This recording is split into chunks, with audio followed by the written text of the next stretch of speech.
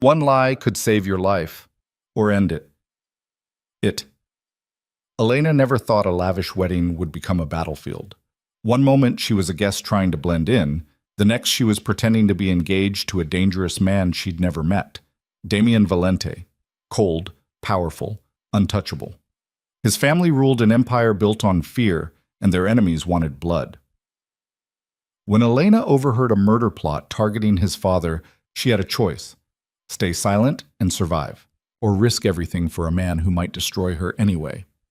Stay with me until the end, hit like, and comment what city you're watching from so I can see how far this story travels. The Villa Sant'Angelo sat on a hillside like a crown, all golden stone and terracotta tiles glowing in the late afternoon sun. Cypress trees lined the long driveway, their shadows cutting sharp lines across the gravel. Wedding guests moved in slow, elegant clusters across the grounds, women in silk and men in tailored suits that probably cost more than Elena Moretti made in 6 months. She stood near the garden fountain, clutching a glass of champagne she hadn't touched, trying to look like she belonged. She didn't. Her dress was borrowed, a simple navy thing her friend Sophia had insisted would be fine. It wasn't, not here, not among women wearing designer labels Elena couldn't even pronounce. She'd come to support Sophia, the bride's college roommate, who'd promised it would just be a small ceremony. Intimate, Sophia had said. Casual. Sophia was a liar. The wedding had over 300 guests. The ceremony alone had taken place in a private chapel with frescoed ceilings and stained glass that looked older than the country Elena's grandparents had left behind. The reception was being held in the villa's main courtyard, where tables dressed in cream linen surrounded a marble dance floor. Servers in white gloves moved between guests carrying trays of Prosecco and tiny, perfect appetizers that looked too beautiful to eat. Elena checked her phone. Still 2 hours before she could reasonably leave without offending Sophia. She could do this. She'd survived worse than feeling out of place at a rich person's party. "You look lost." Elena turned. A woman in her 50s stood beside her, elegant in pale yellow, her dark hair swept into a chignon. She had the kind of face that had aged well. Good bones, careful maintenance, the subtle work of someone who could afford the best surgeons. "I'm fine," Elena said. "Just taking it all in." "You're Sophia's friend, the teacher." It wasn't a question. Elena nodded anyway. "Elementary school, 3rd grade." "How sweet." The woman's smile didn't reach her eyes. "I'm Julia Valente, mother of the groom." Elena's stomach dropped. She'd avoided the receiving line, slipped into the chapel late, and left early, specifically to avoid this kind of interaction. "Congratulations. It's a beautiful wedding." "It cost enough." Julia's gaze moved over Elena's dress, her shoes, her lack of jewelry. Assessing, calculating. "You came alone?" "Yes." "No boyfriend? Husband?" "No." Julia's expression shifted into something Elena couldn't read. "How fortunate. I need your help with something." Before Elena could respond, Julia's hand closed around her wrist. Not hard, but firm enough that pulling away would cause a scene. The older woman guided her through the crowd, past tables and laughing guests, toward the villa's stone terrace where the wedding party was gathering for photos. "Mrs. Valente, I don't think. Call me Julia, and don't argue. Just smile and do exactly what I tell you." They stopped at the edge of the terrace. A photographer was arranging the bride and groom near a flowering arch, adjusting angles and checking light. The groom, Marco, Elena remembered, looked young and nervous in his tuxedo, his hand clasped tight in his bride's. They looked happy. Normal. There. Julia pointed across the terrace to a man standing alone near the balustrade, looking out over the valley below. Elena's breath caught. He was tall, maybe 6'2", built like someone who didn't need the gym to stay dangerous. Dark hair, dark suit that fit like it had been made specifically for his body. Even from 30 feet away, even with his back turned, he radiated something that made Elena want to step backward. Authority, threat, the kind of presence that didn't ask for attention but took it anyway. "My other son," Julia said. "Damien. I don't understand what—" "He needs a fiancé. You need to pretend to be her." Elena stared at her. "Excuse me?" Just for tonight, through the reception. A few hours at most. Julia's voice dropped lower, urgent. There are people here, business associates, who expect Damien to announce an engagement, a strategic alliance. But the arrangement fell through last week, and if they discover he's unattached, there will be consequences, dangerous ones. Then find someone else. There is no one else. Every woman here is either married, related to us, or already known to these people. You're perfect, unknown, unremarkable. Julia's fingers tightened on Elena's wrist. Please, I'm asking you to help my family avoid a catastrophe. Elena's mind raced. This was insane. She should walk away right now, make some excuse and get out of here before this bizarre situation got worse. But something in Julia's face stopped her. Fear. Real bone-deep fear barely hidden beneath the polished exterior. What kind of consequences? Elena asked quietly. The kind that end with people dead. The words hung in the air between them, flat and certain. Elena looked at the man on the terrace again, Damien, still standing with his back to them. She thought about the armed security she'd noticed at the gates, the way certain guests moved with the coiled readiness of bodyguards, the careful way people had spoken about the Valente family during the ceremony, voices lowered like they were discussing something fragile and dangerous. What do you want me to do? Relief flooded Julia's face. Act like you're in love with him. Stand close. Let him touch you. Laugh at his jokes. Make it believable. She released Elena's wrist, smoothing her dress. And whatever you do, don't ask questions about his work. Before Elena could change her mind, Julia was pulling her across the terrace. Guests parted automatically as they approached, some nodding respectfully at Julia, others watching Elena with open curiosity. The photographer called out something about waiting for golden hour. Music drifted from the courtyard below, strings and soft piano. They stopped behind Damien. Darling, Julia said, there's someone you need to meet. Damien turned slowly, and Elena forgot how to breathe. He was beautiful in the way a knife was beautiful. All clean lines and controlled danger. Sharp cheekbones, a mouth that looked like it rarely smiled, and eyes so dark they were almost black. His gaze moved over Elena with the same assessing quality his mother had used, but colder, more thorough, like he could see through her borrowed dress and nervous posture straight down to every secret she'd ever kept. This is Elena Moretti, Julia said brightly, as if introducing them at a garden party instead of recruiting Elena into whatever insane scheme this was. Your fiancé. Damien's expression didn't change. My what? Your fiancé. The woman you've been seeing for the past 6 months, the one you're madly in love with. Julia smiled like her jaw wasn't clenched. The Castellanos are watching from the East Terrace. Make it convincing. For 3 long seconds, nobody moved. Elena could hear her own heartbeat, loud and frantic against her ribs. This was the moment to walk away, to say no, this is crazy, find someone else. Then Damien's hand settled at the small of her back, warm even through the fabric of her dress, and pulled her against his side. Hello, darling, he said, his voice low and smooth and completely devoid of emotion. I've been looking everywhere for you. The endearment sounded like a threat.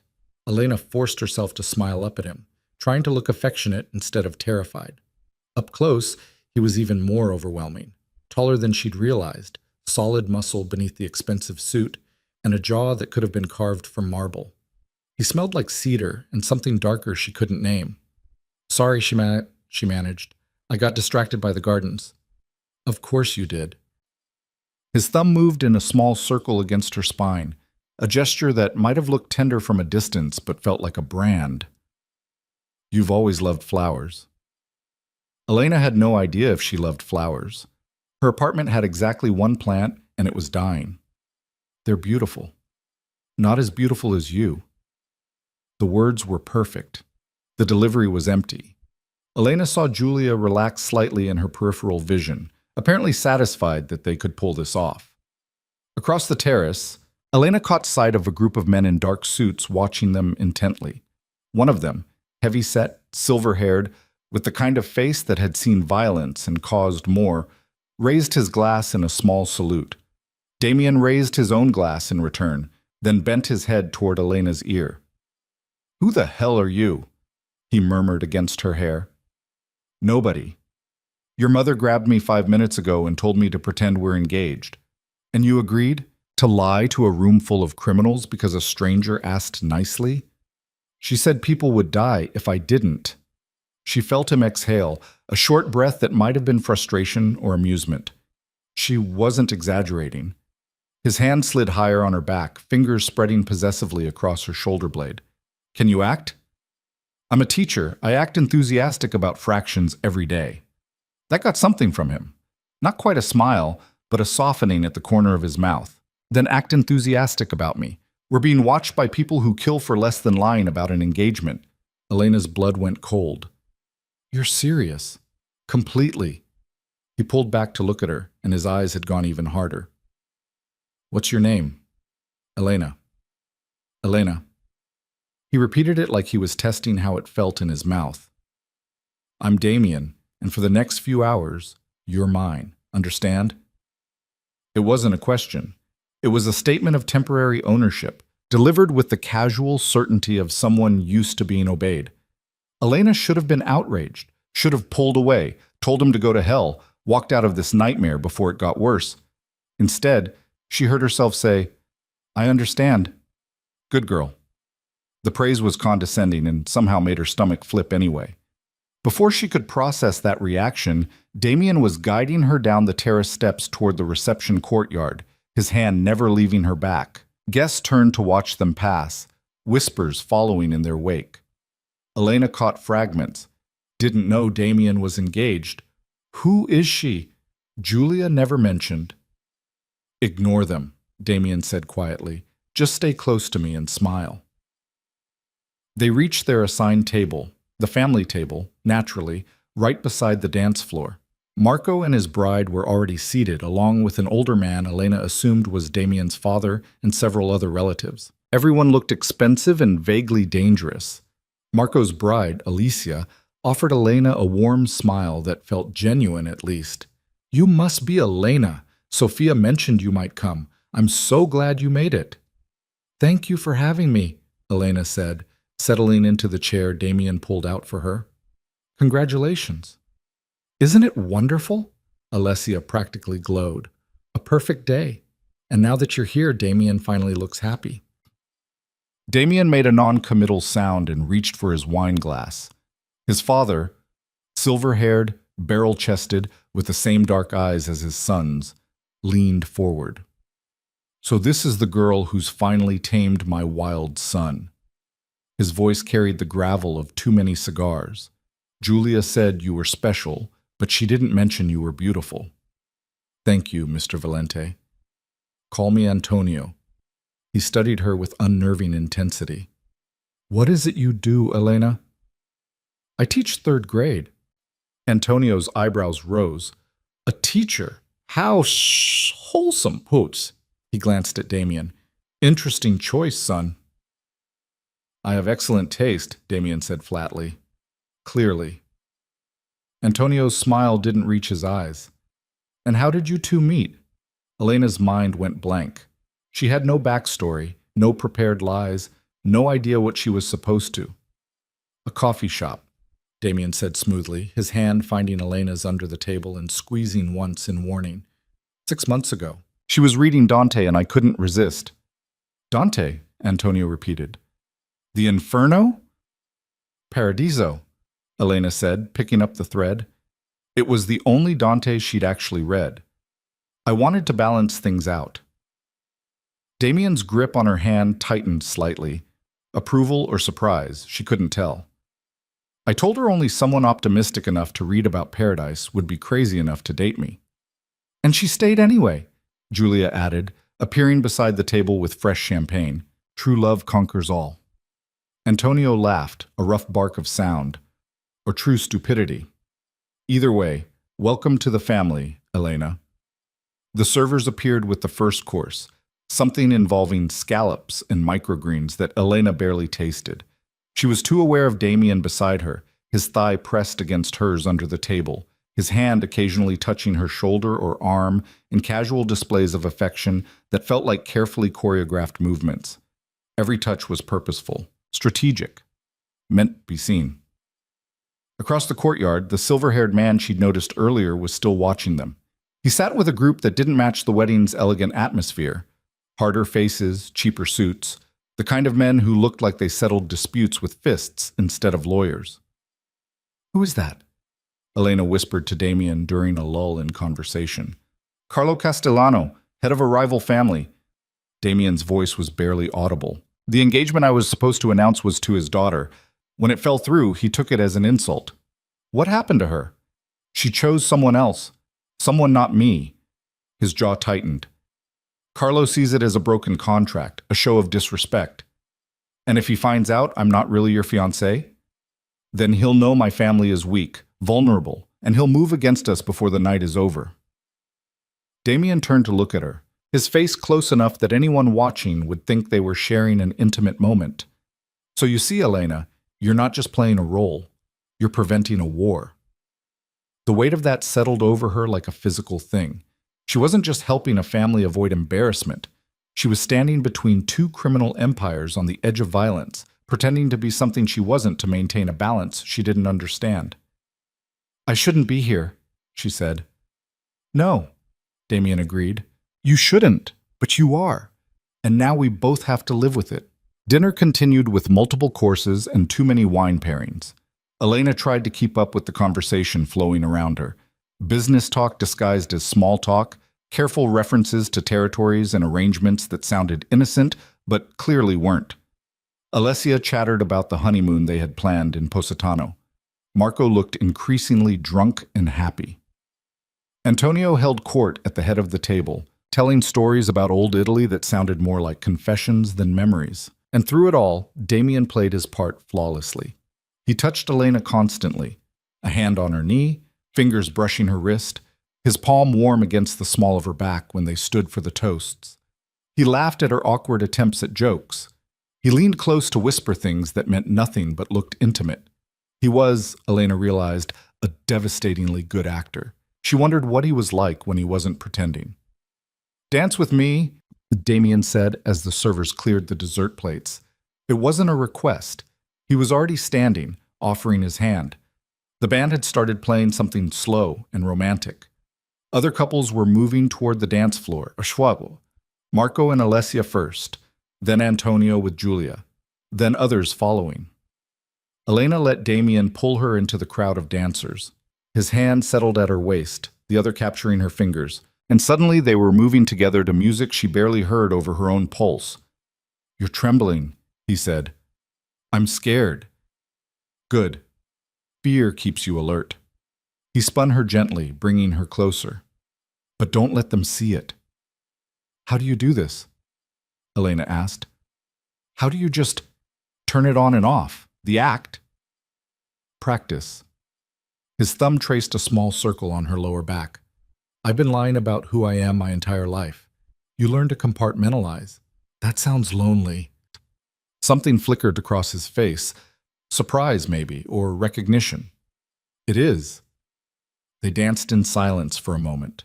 Elena was intensely aware of how closely they were pressed together, how solid he felt against her, how his hand had splayed across her spine like he was claiming territory. This close, she could see the faint scar along his jawline, the shadow of exhaustion under his eyes, the tiny details that made him human instead of just dangerous. "Why did the engagement really fall through?" she asked quietly. "The one with Castellano's daughter. Because I told her the truth about what marrying me would mean, the violence, the compromises, the cage." His voice dropped lower. "She was smart enough to choose freedom instead." "But you can't." "No, I was born into this. I'll die in it too.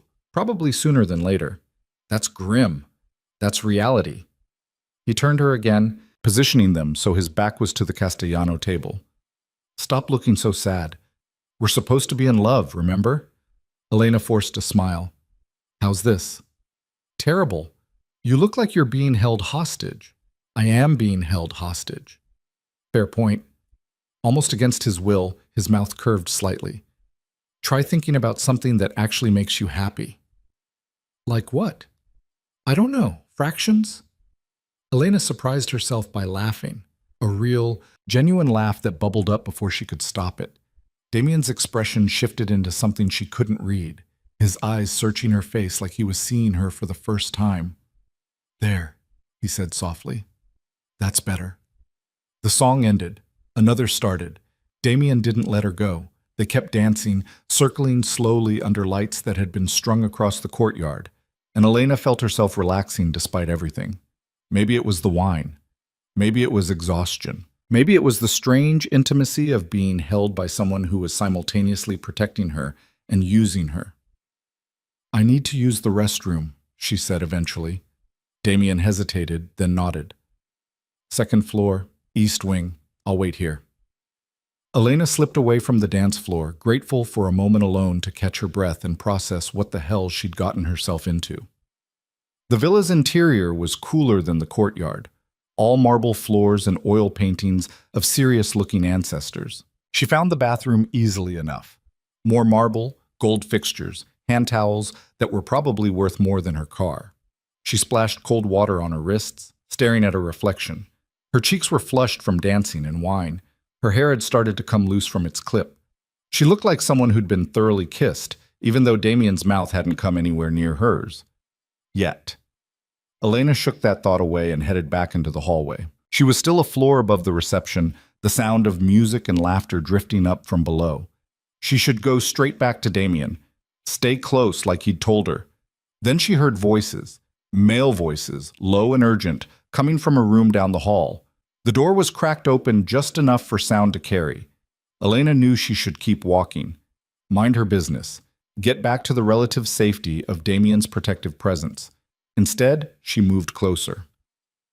During the toast, someone was saying, when everyone's focused on Marco and Alessia, Antonio will be standing, exposed. It'll look like a heart attack. And Damien? A second voice, rougher. Damien will be dealt with after. Without Antonio, he's just a man. He can be eliminated quietly. Elena's blood turned to ice. You're sure about this? The first voice again. Betraying Antonio? Antonio is weak. He's been moving us toward legitimacy, washing money clean, trying to go respectable. Carlo offers real power, real expansion. This is the right move. And if we're caught? We won't be. Half the family wants Antonio gone anyway. They're tired of his soft approach. After tonight, the Valentes will belong to Carlo Castellano, and we'll be rewarded for our loyalty. Elena's hands had gone numb. She was listening to a murder plot. An assassination plan for tonight during the wedding, with a traitor inside the Valente family working alongside their rival. She needed to tell someone. Warn Damien. Get help. She started to back away from the door and stepped directly into someone's path. Well, well. The voice was amused, male, unfamiliar. What do we have here? Elena turned. A man in a server's uniform stood in the hallway, but his eyes were too hard for someone carrying appetizers. Recognition flashed across his face. He'd seen her with Damien. He knew she'd heard. I was just looking for the bathroom, Elena said, her voice steadier than she felt. Sure you were. He moved closer. And what did you hear, pretty girl? Nothing. I don't... His hand shot out, grabbing her arm hard enough to bruise. Don't lie. I saw you listening. Elena's training from the single self-defense class she'd taken kicked in. She drove her knee up hard between his legs, and when he doubled over with a grunt of pain, she ran. She didn't think, didn't plan, just moved on pure instinct, her heels clicking against marble as she sprinted toward the stairs. Behind her, she heard him recovering, shouting something. Footsteps pounding after her. Elena hit the main staircase and nearly collided with a guest coming up. She pushed past, stumbling on the steps, catching herself on the railing. The reception courtyard was below, full of people and noise and light. Safety. She just had to reach. A hand caught her wrist, spinning her around. The fake server had caught up. His face was twisted with rage, and she saw the outline of a gun under his jacket. You stupid... Let her go! The voice came from behind Elena, cold as winter. She didn't need to turn around to know it was Damien. The fake server's eyes widened. His grip on Elena loosened just enough for her to wrench free and stumble backward into Damien's chest. His arm came around her immediately, pulling her behind him in one smooth motion. She heard nothing, the man said quickly. Just got lost.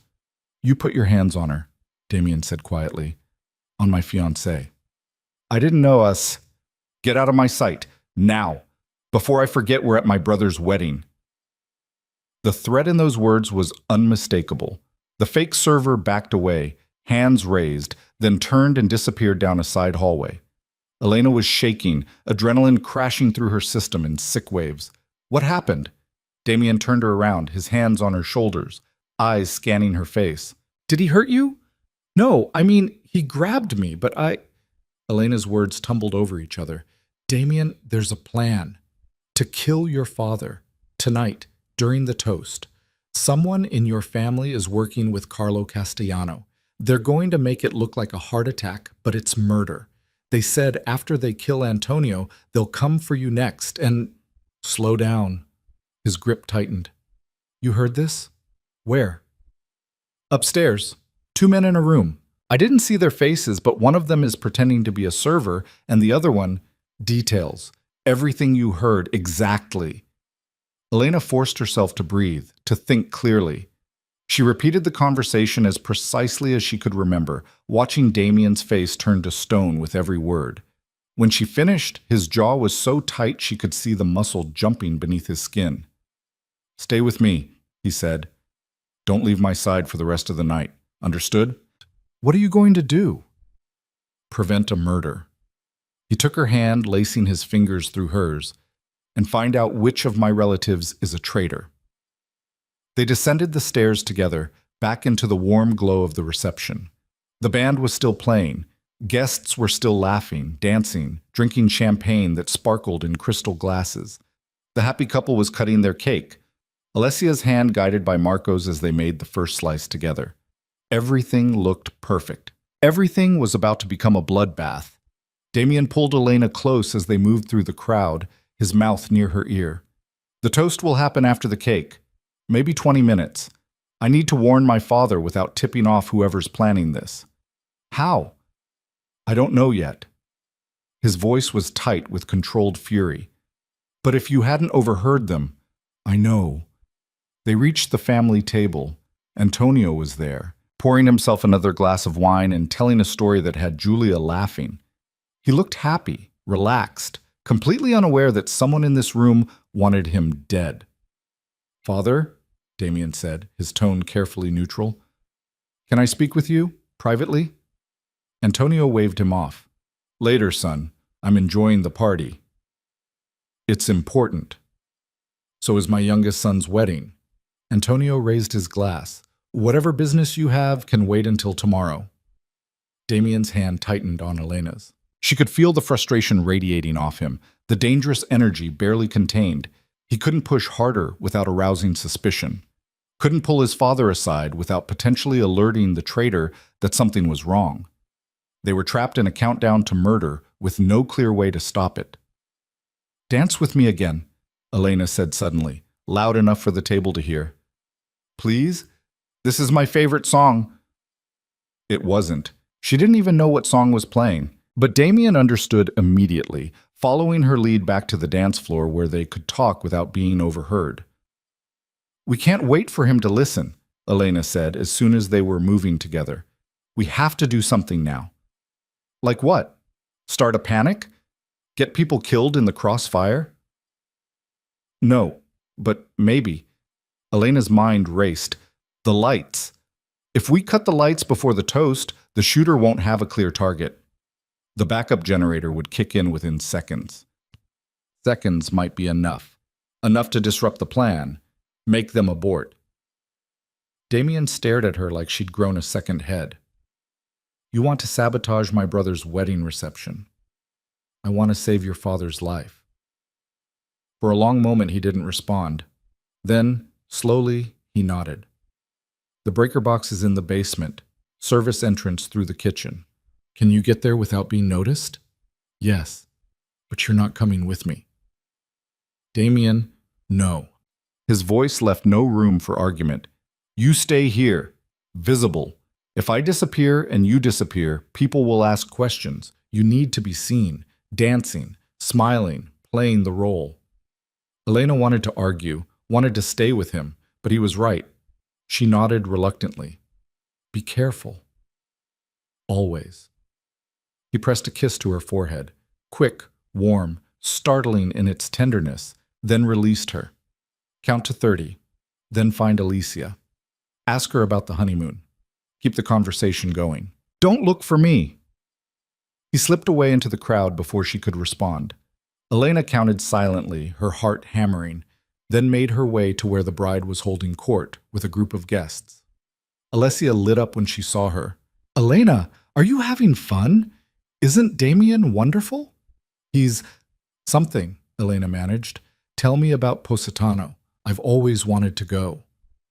Alessia launched into an enthusiastic description of the hotel they'd booked, the restaurants they planned to visit, the boat tour Marco had arranged.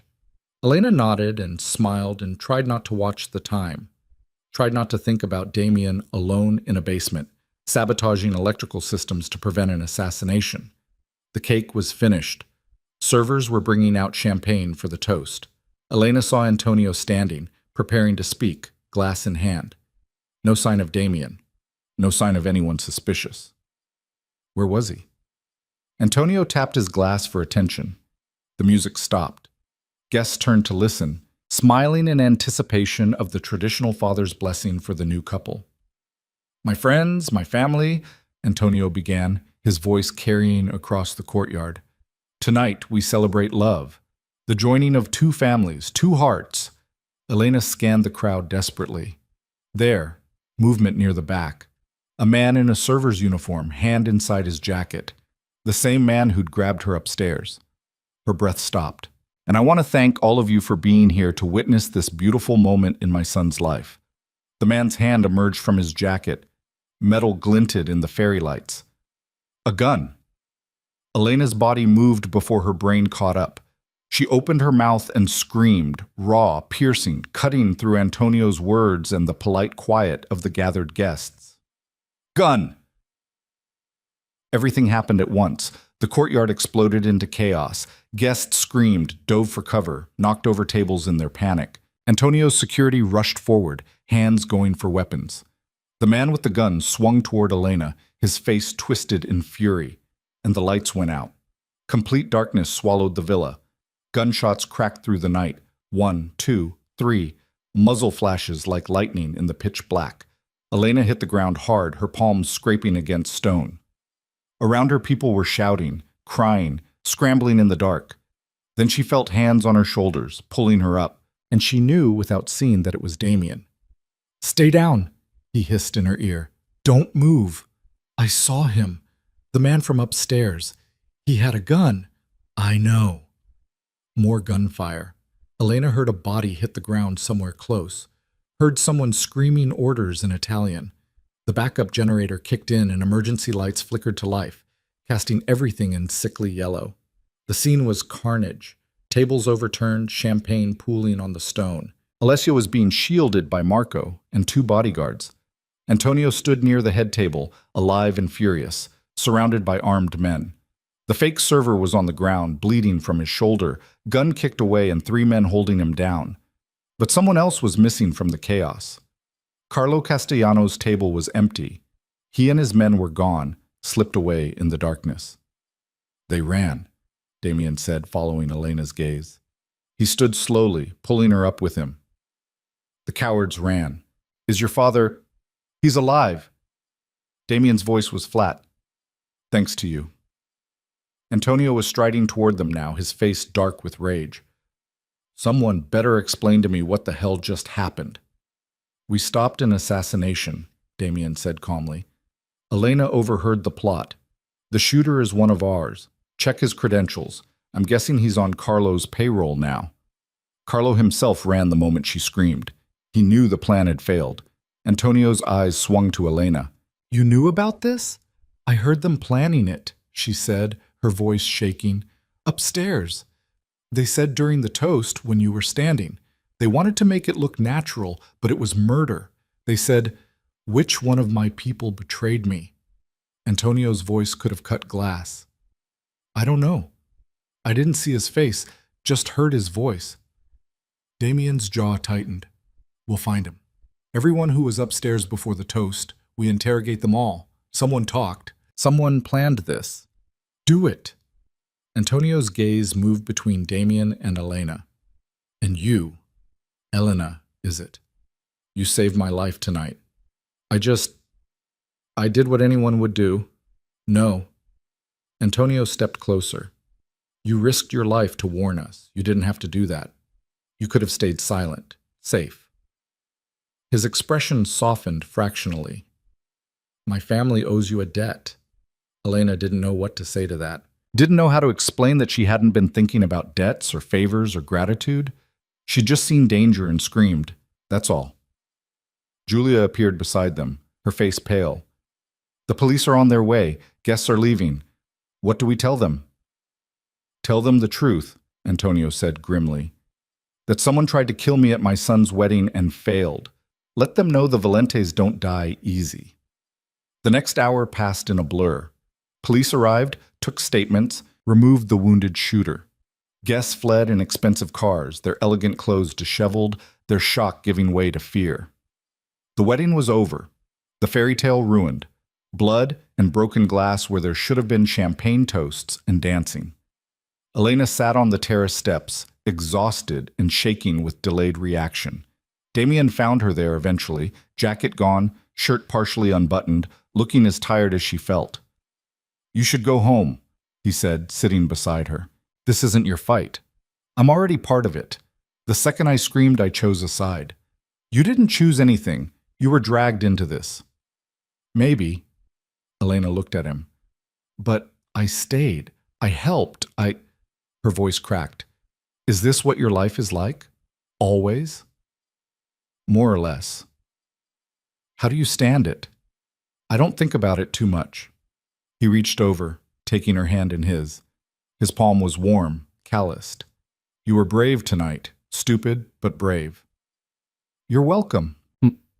That got a ghost of a smile from him. Thank you for saving my father, for not running when you had the chance. Where would I have gone? They knew I heard. That fake server would have... Elena cut herself off, not wanting to finish that thought. He would have killed you, Damien said flatly. If I hadn't found you when I did, he would have put a bullet in you and dumped your body somewhere it wouldn't be found for weeks. The casual certainty in his voice made Elena's stomach turn. That's comforting. It's the truth. His fingers tightened on hers. Which is why you can't go home tonight. Not until we've secured the situation. Not until we know who the traitor is and whether Carlo has more people planted in our organization. So what am I supposed to do? Stay here. With me. Damien stood, pulling her to her feet. At least for tonight. Maybe longer. Until it's safe. Elena should have argued. Should have insisted on going back to her own life. Her own apartment. Her own comfortable distance from violence and danger, and men who talked about murder like other people discussed the weather. Instead, she let him lead her inside the villa, through halls that had gone quiet now, past rooms where bodyguards stood watch and broken glass still littered the floors. He took her to a bedroom in the east wing, large, elegantly furnished, with windows overlooking the dark valley below. You'll be safe here, Damien said. There are guards on this floor. No one gets in without going through them first. What about you? I have work to do. Finding the traitor. Making sure my father is protected. He paused in the doorway, looking back at her. Get some rest, Elena. Tomorrow we deal with the fallout.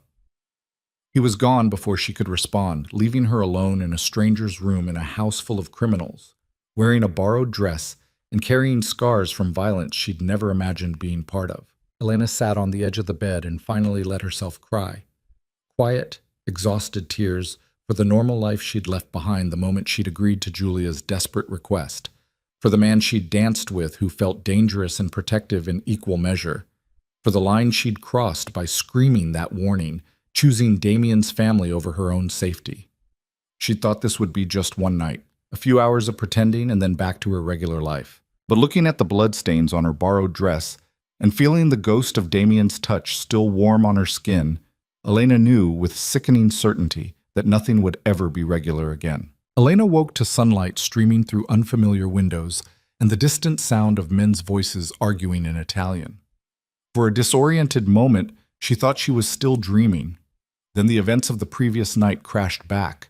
The wedding, the fake engagement, the gunshots in the dark. And she sat up too fast, her head spinning. The bedroom door opened without warning. Elena grabbed the blanket, pulling it up to her chin, but it was just a woman in a crisp black uniform carrying a tray.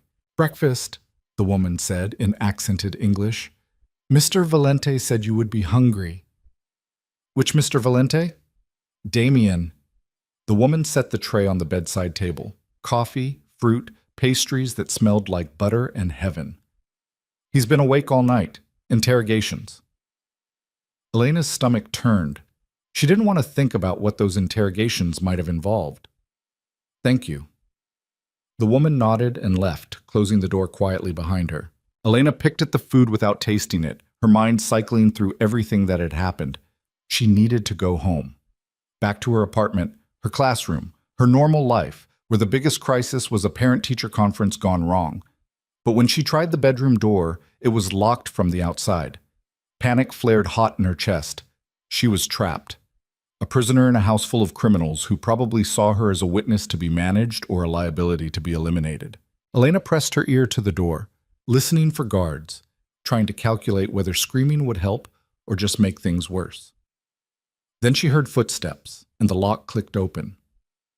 Damien stood in the hallway, still wearing yesterday's shirt, now wrinkled and stained with something dark that might have been blood. His face was drawn, exhaustion carved into every line, but his eyes were sharp. "You locked me in," Elena said, "for your protection." "That's what kidnappers say." "I'm not kidnapping you." He stepped into the room, closing the door behind him. "But I can't let you leave yet. Not until we're certain it's safe. It's been hours. I have work tomorrow. A life. People who'll notice I'm missing." "I know." Damien ran a hand through his hair, a rare gesture of frustration. "And I'm sorry. But Carlo Castellano is still out there, and he knows you can identify the shooter. He knows you heard the plot. As long as he's a threat, you're in danger." "So what am I supposed to do? Live here forever?" "No, just until we neutralize the situation." He moved to the window, looking out over the valley. Morning light made him look younger, more human. "We found the traitor, my father's cousin, Enzo. He'd been taking payments from Carlo for months, feeding him information about our operations." Elena sat down on the edge of the bed. "What happened to him?" "You don't want to know." "You killed him." Damien turned to face her. "My father did, personally. That's how these things work." The casual way he said it made Elena's skin crawl. "And the shooter? He'll live. Unfortunately for him." Damien's expression hardened. "He's giving us everything he knows about Carlo's network, names, locations, plans. By the end of the week, Carlo won't have an organization left to run." "That's still days away. I can't stay here for days." "You can and you will." He crossed to where she sat, crouching down so they were eye level. "Elena, listen to me. Carlo doesn't forgive and he doesn't forget. You humiliated him last night, made him run like a coward in front of his own men. He'll want revenge, and the easiest target is you.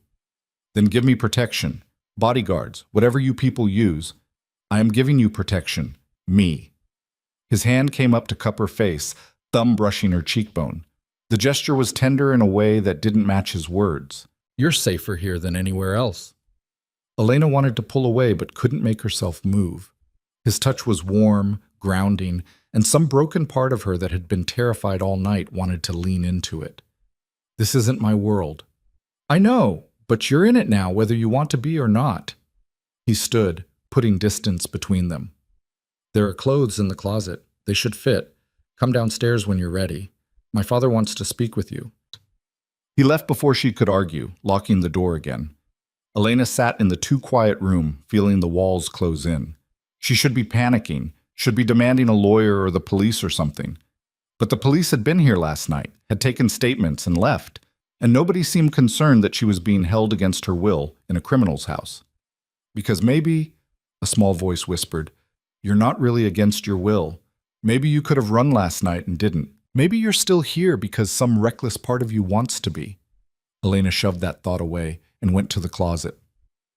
The woman had been right. There were clothes, designer labels, and expensive fabrics, all in her size. She chose the most conservative option, a simple black dress that could pass for mourning or business depending on how you looked at it, and got ready with toiletries that had been left on the bathroom counter. 20 minutes later, a different guard unlocked her door and gestured for her to follow. He led her through the villa's halls, past rooms where men in suits talked in low voices, past windows that showed the grounds crawling with additional security. They'd turned the elegant wedding venue into a fortress overnight. Antonio Valente was waiting in a study that smelled like leather and old cigars. He stood when Elena entered, waving away the guard. "Sit, please," he said, gesturing to a chair across from his massive desk. "Coffee? Something stronger?" "Coffee's fine." He poured from a silver service, handed her a delicate cup that probably cost more than her monthly rent. "You slept well, I hope." "As well as anyone who's being held prisoner." Antonio's eyebrows rose. "Is that what you think this is? What else would you call it?" "I can't leave." The door was locked. "For your safety, not to keep you captive." He settled into his own chair, studying her over the rim of his cup. "Though I understand the distinction might feel academic from your perspective." "Mr. Valente." "Antonio." "Antonio," Elena corrected. "I appreciate that you think I'm in danger, but I have a life, responsibilities. I can't just disappear. We've already handled it. Called your school, said you had a family emergency, and would be taking the week off. Called your landlord, paid your rent through next month. Your neighbor is feeding your cat." Elena's blood went cold. "I don't have a cat." "Then she's feeding something." Antonio smiled slightly. "The point is, we've made arrangements. You don't need to worry about the practical matters. You can't just take over my life. I can, actually, and I have, because you saved mine." He set down his cup, leaning forward. "Do you understand what that means in my world, Elena? A life debt isn't a casual thing. You didn't have to warn us. You could have stayed silent, kept yourself safe. But you risked everything to give us a chance to fight back. That kind of loyalty deserves to be repaid." "I don't want anything from you." "Too bad. You have it anyway." Antonio's expression hardened. "And more than that, you have my gratitude, which is why I'm going to be honest with you about something Damien probably hasn't mentioned." Elena's hands tightened on her cup. "What?" "The engagement. It can't end. Not yet." "What are you talking about? It was fake, just for one night." It was. But now the whole world knows about it. Every newspaper in the region ran the story this morning. Damien Valente's mysterious fiancée saves the Valente patriarch from assassination. Your face is on the front page. Your name is in print. You're part of this family now, whether we like it or not. Elena felt the room tilt. No. No, that's not... I didn't agree to that." "You didn't have to agree. It happened." Antonio pulled a tablet from his desk drawer, turned it to face her. The headline was in Italian, but the photo was clear enough. Elena and Damien on the dance floor, his hand on her waist, her face tilted up toward his. They looked like lovers, like the real thing. "If we announce now that it was fake," Antonio continued, "it makes us look weak, desperate, like we had to manufacture a fiancé for Damien because no real woman would have him. More than that, it puts you at even greater risk. If Carlo thinks you were just a convenient actress, you're worthless. But if he believes you're actually going to marry into the family, killing you becomes an attack on us. A declaration of war he's not ready for." Elena's mind was racing. "So you want me to keep pretending?" "For a while. Until the heat dies down. Until Carlo is neutralized." Antonio's voice softened. "I know it's not what you signed up for, but you're already in this, Elena. The safest way out is through. And if I refuse, then you'll spend the rest of your life looking over your shoulder, waiting for Carlo to send someone after you. Is that what you want?" No, it wasn't. But she didn't want this either, trapped in a lie that kept growing, tied to a man she barely knew, playing a role in a world that terrified her. Elena thought about her classroom, her students, the simple rhythms of a life that suddenly felt impossibly far away. How long? She asked quietly. A month, maybe 2. Long enough for it to look natural when you and Damien break up, amicably. Long enough for other news to push you off the front pages. And in the meantime, you'll stay here, or at one of our other properties. You'll be seen with Damien regularly. You'll play the part. Antonio paused. And you'll be compensated, generously, whatever you need to make this bearable.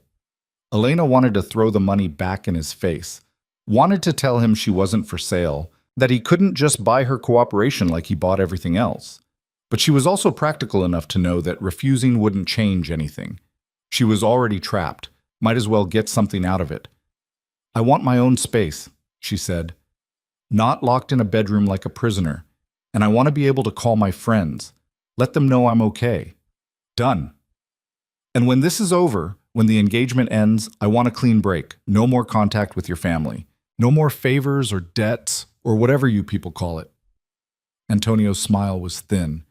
That might be harder to arrange. Once you're in this world, it's difficult to get out. Then you'll have to make it easy, because I'm not staying longer than necessary. Fair enough. He stood, extending his hand. Do we have an agreement? Elena looked at his outstretched hand. Shaking it would seal the deal, commit her to weeks more of this nightmare. But refusing wouldn't change the reality that she was already committed, already tangled in their world, whether she wanted to be or not. She shook his hand. His grip was firm, certain. Welcome to the family, Antonio said, officially this time. The study door opened and Damien walked in, showered and changed, looking more like himself. His gaze went immediately to Elena, checking her face for signs of distress. Everything settled? He asked his father. We've reached an understanding. Antonio moved toward the door. I'll leave you two alone. You should discuss the arrangements. He left, and suddenly the room felt smaller with just Elena and Damien in it. Damien closed the door, leaning against it. You didn't have to agree, he said. Your father made it pretty clear I didn't have a choice. There's always a choice. Not when all the options are terrible. Elena stood, needing to move, to do something with the nervous energy flooding her system. So what now? We just pretend to date for the next month? More or less. Public appearances, dinners. You'll need to move into my apartment downtown. It'll look strange if my fiancé lives separately. Your apartment. It has 3 bedrooms. You'll have your own space. Damien pushed off the door, moving closer. And I'm not there much anyway. Work keeps me busy. What work exactly? Your father mentioned legitimacy, but you're still criminals. We're businessmen who occasionally operate outside the law. His mouth curved slightly. There's a difference. Is there? To me, yes. He stopped a few feet away, maintaining careful distance. Most of what we do now is legal. Import, export, real estate, investments. The illegal parts are legacy operations. Things my grandfather started that are difficult to untangle. Like what? You really want to know? Elena thought about it. Did she want the details of what the Valente family did in the shadows? Did she want to know exactly what kind of man she was pretending to love? No, she admitted. Probably better if I don't. Probably.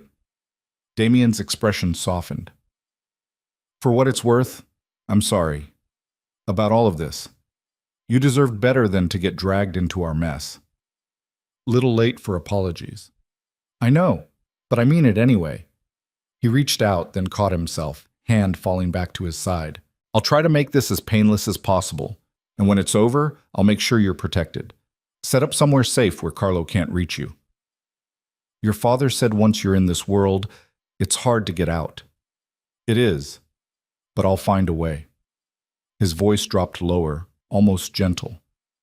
You saved my father's life, Elena. Whatever else happens, I won't forget that. The sincerity in his words caught her off guard. She'd been bracing for manipulation or demands, not this quiet promise of protection. It made him feel dangerous in a different way, not because he might hurt her, but because she might start believing he actually cared. When do we leave? She asked, changing the subject. Tonight, after dinner with the family. My mother wants to get to know her future daughter-in-law better. Of course she does. It won't be that bad. Just smile and let her talk. She likes feeling in control of things. Dinner turned out to be an understatement. Julia had organized what she called an intimate family meal, which apparently meant 20 people crowded around a table that could have seated 40, with more courses than Elena could count.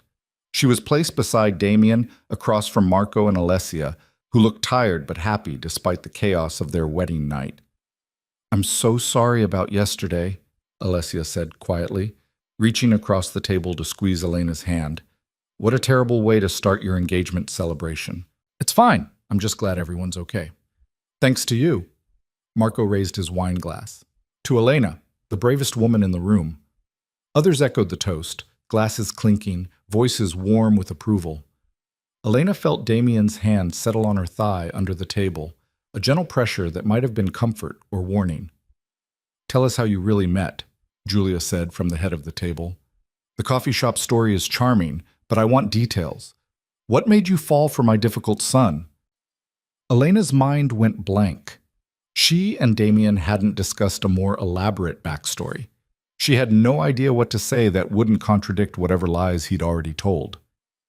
"He was persistent," she said carefully. "I tried to ignore him at first." "Smart girl," someone down the table called out, getting laughs. "But he kept coming back. Same coffee shop, same time every morning. Eventually, I got curious enough to actually talk to him." Elena was making this up as she went, hoping it sounded plausible. "He wasn't what I expected." "What did you expect?" Julia asked. Elena glanced at Damien. "Someone colder, more untouchable. But when we actually talked, he was different, real. It wasn't entirely a lie.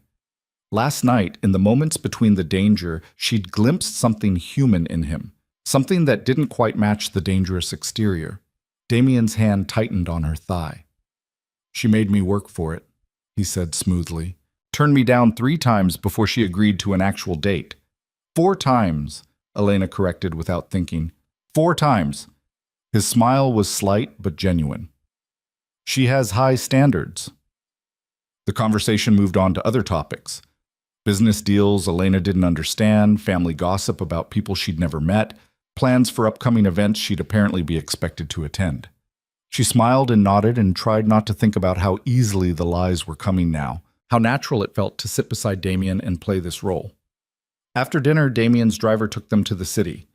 The apartment was in a building that looked like it cost more than Elena would make in 10 lifetimes. Marble lobby, doorman who greeted Damien by name, an elevator that required a key just to access the penthouse floor.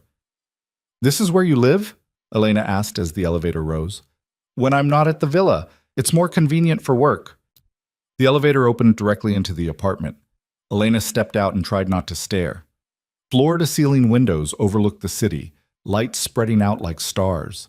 The furniture was modern and expensive, all clean lines and muted colors. Art on the walls that looked like it belonged in a museum. "Your room is down that hall," Damien said, pointing. "Second door, bathrooms attached. You should have everything you need, but if not, let me know." Elena walked down the hall, opened the door he'd indicated. The bedroom was larger than her entire apartment, with a bed that could sleep 4 in its own sitting area. Her things were already there, man. Someone had packed her clothes from home, arranged her toiletries in the bathroom. The invasion of privacy should have made her angry. Instead, she just felt tired. Too tired to fight anymore. She found Damien in the kitchen, pouring whiskey into 2 glasses. "I didn't ask," he started. "I'll take one." He handed her a glass. The whiskey burned going down, sharp and warm. Elena leaned against the counter, looking at this man who was supposed to be her fiancé, trying to figure out who he actually was beneath the careful control. "Can I ask you something, Mishit?" she said. "Probably won't stop you either way." "Why aren't you married already? You're what, 32? 33? Your father seems eager to marry you off. What happened?" Damien was quiet for a long moment. "I was engaged once. Really engaged, not a performance. Her name was Sophia." "What happened?" "She figured out what my life would be like. The danger, the violence, the constant looking over your shoulder. She decided she wanted something different." He drained his glass. "Can't say I blame her. Do you miss her? Sometimes. Mostly I miss the idea of her, the possibility of a normal life. He looked at Elena. What about you? No boyfriend wondering where you disappeared to? No, I dated someone for a while, but he wanted things I couldn't give him. Marriage, kids, the whole picture. I wasn't ready. Are you now? Ready for marriage and kids? No, definitely not. Good, because this fake engagement is complicated enough without real feelings getting involved. The words should have been reassuring. Instead, they felt like a warning. Don't get attached. Don't mistake performance for reality. Don't forget this is temporary. I should sleep, Elena said. It's been a long day. Elena. Damien's voice stopped her at the hallway. Thank you for agreeing to this. I know it's not what you wanted. None of this is what I wanted. I know, but you're handling it better than most people would. She wanted to ask what would happen if she wasn't handling it, if she broke down or ran or refused to keep playing along. But she was afraid of the answer, so she just nodded and went to her borrowed room in this borrowed life. The next few days fell into a strange routine. Damien left early for work, whatever that actually meant, and returned late. Elena spent her days exploring the apartment, reading books from his extensive library, trying not to think about her real life gathering dust back home. They had dinner together most nights, stilted conversations over takeout, or meals prepared by a cook who appeared and vanished like a ghost. And slowly, carefully, they started learning each other. Elena discovered that Damien took his coffee black, that he had a scar on his left shoulder from a knife fight when he was 17, that he played piano when he was stressed, but only when he thought no one was listening, that he was fluent in 4 languages and had never finished college because his father had pulled him into the family business instead. Damien learned that Elena had wanted to be a writer before she became a teacher, that she was allergic to shellfish, that she alphabetized her books and folded her clothes in a specific way that bordered on obsessive, that she'd grown up poor and worked 2 jobs to put herself through college, that her parents were dead and she had no siblings, that she was more alone in the world than she liked to admit. They were facts. Just information exchanged between 2 people forced to share space. It didn't mean anything. At least that's what Elena told herself. On the 4th night, Damien came home earlier than usual and found her on the couch with a book. We have an event tomorrow, he said without preamble. Charity gala. Very public, lots of cameras. My mother already sent over a dress. Elena marked her page. What kind of charity? Children's Hospital. My family donates every year. It's good publicity. Blood money laundering, if you want to think of it that way. He sat in the chair across from her. You'll need to be ready by 7. Hair and makeup will come at 5. I can do my own hair and makeup. Not for this. Trust me, you'll want the professionals. Elena studied him. He looked tired, shadows under his eyes that makeup couldn't hide. Are you okay? The question seemed to surprise him. Why do you ask? You look exhausted. When's the last time you actually slept? I sleep. Liar.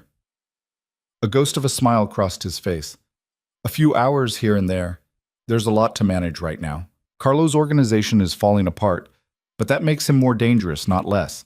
Cornered animals and all that. Has he made any moves? Nothing direct, but he's watching, waiting for an opening. Damien leaned forward, elbows on his knees. That's why tomorrow's important. We need to show a united front, prove that we're strong, that the engagement is real, that you're protected. I'm getting good at lying. I've noticed. Something in his voice made Elena look up. He was watching her with an expression she couldn't quite read, something between curiosity and concern. What? She asked. Nothing. Just thinking about how different you are from what I expected. What did you expect? Someone more fragile. Someone who would have broken by now. He stood, moving to the window. But you're tougher than you look. I'm a 3rd-grade teacher. You have to be tough to survive 28-year-olds hopped up on juice boxes. That got a real laugh from him, low and surprised. Fair point. Elena joined him at the window, looking out at the city lights. Can I ask you something else? Seems to be your favorite hobby. Why did you agree to this? The fake engagement in the first place, I mean. Why not just tell Carlo to shove his marriage alliance? Damien's jaw tightened. Because refusing would have meant war, and war means casualties on both sides. My father's trying to move us away from that life, toward legitimacy. But we can't do it if we're fighting for survival. So you were willing to marry someone you didn't love to keep the peace? Love's a luxury in my world, Elena. Most of our marriages are business arrangements, always have been. That's bleak. That's reality. He turned to face her. But for what it's worth, I'm glad the arrangement fell through. Glad I got you instead, even if it's temporary. The words hung between them, heavy with implications neither of them seemed ready to examine. Elena's heart was beating faster than it should, her skin warm where his sleeve brushed her arm. I should go to bed, she said. Big day tomorrow. Elena. His hand caught her wrist, gentle but firm. Thank you. For all of this. I know I keep saying it, but I mean it. You're welcome. She pulled away before she could do something stupid, like lean into his touch, or ask him if any of this felt as confusing to him as it did to her, because it was all still fake, still a performance, and she needed to remember that before she forgot how to tell the difference. The next evening, Elena barely recognized herself in the mirror. The hair and makeup team had transformed her into someone polished and elegant, her dark hair swept up, her face contoured and highlighted until she looked like she belonged in Damien's world. The dress Julia had sent was stunning, deep emerald green silk that hugged her curves and pooled at her feet, with a neckline that was modest but somehow still made her feel exposed. Damien stopped in the doorway when he saw her, his expression unreadable. You look beautiful, he said finally. You have to say that. I'm your fiancé. I don't have to say anything I don't mean. He moved closer, and Elena saw he was wearing a tuxedo that made him look dangerous and sophisticated in equal measure. Are you ready for this? No, but I'll manage. He offered his arm. That's the spirit. The gala was being held at a historic hotel, all crystal chandeliers and marble columns. They arrived to a wall of photographers shouting Damien's name, cameras flashing like lightning. Damien's hand settled at the small of Elena's back, warm and steady, as he guided her through the chaos.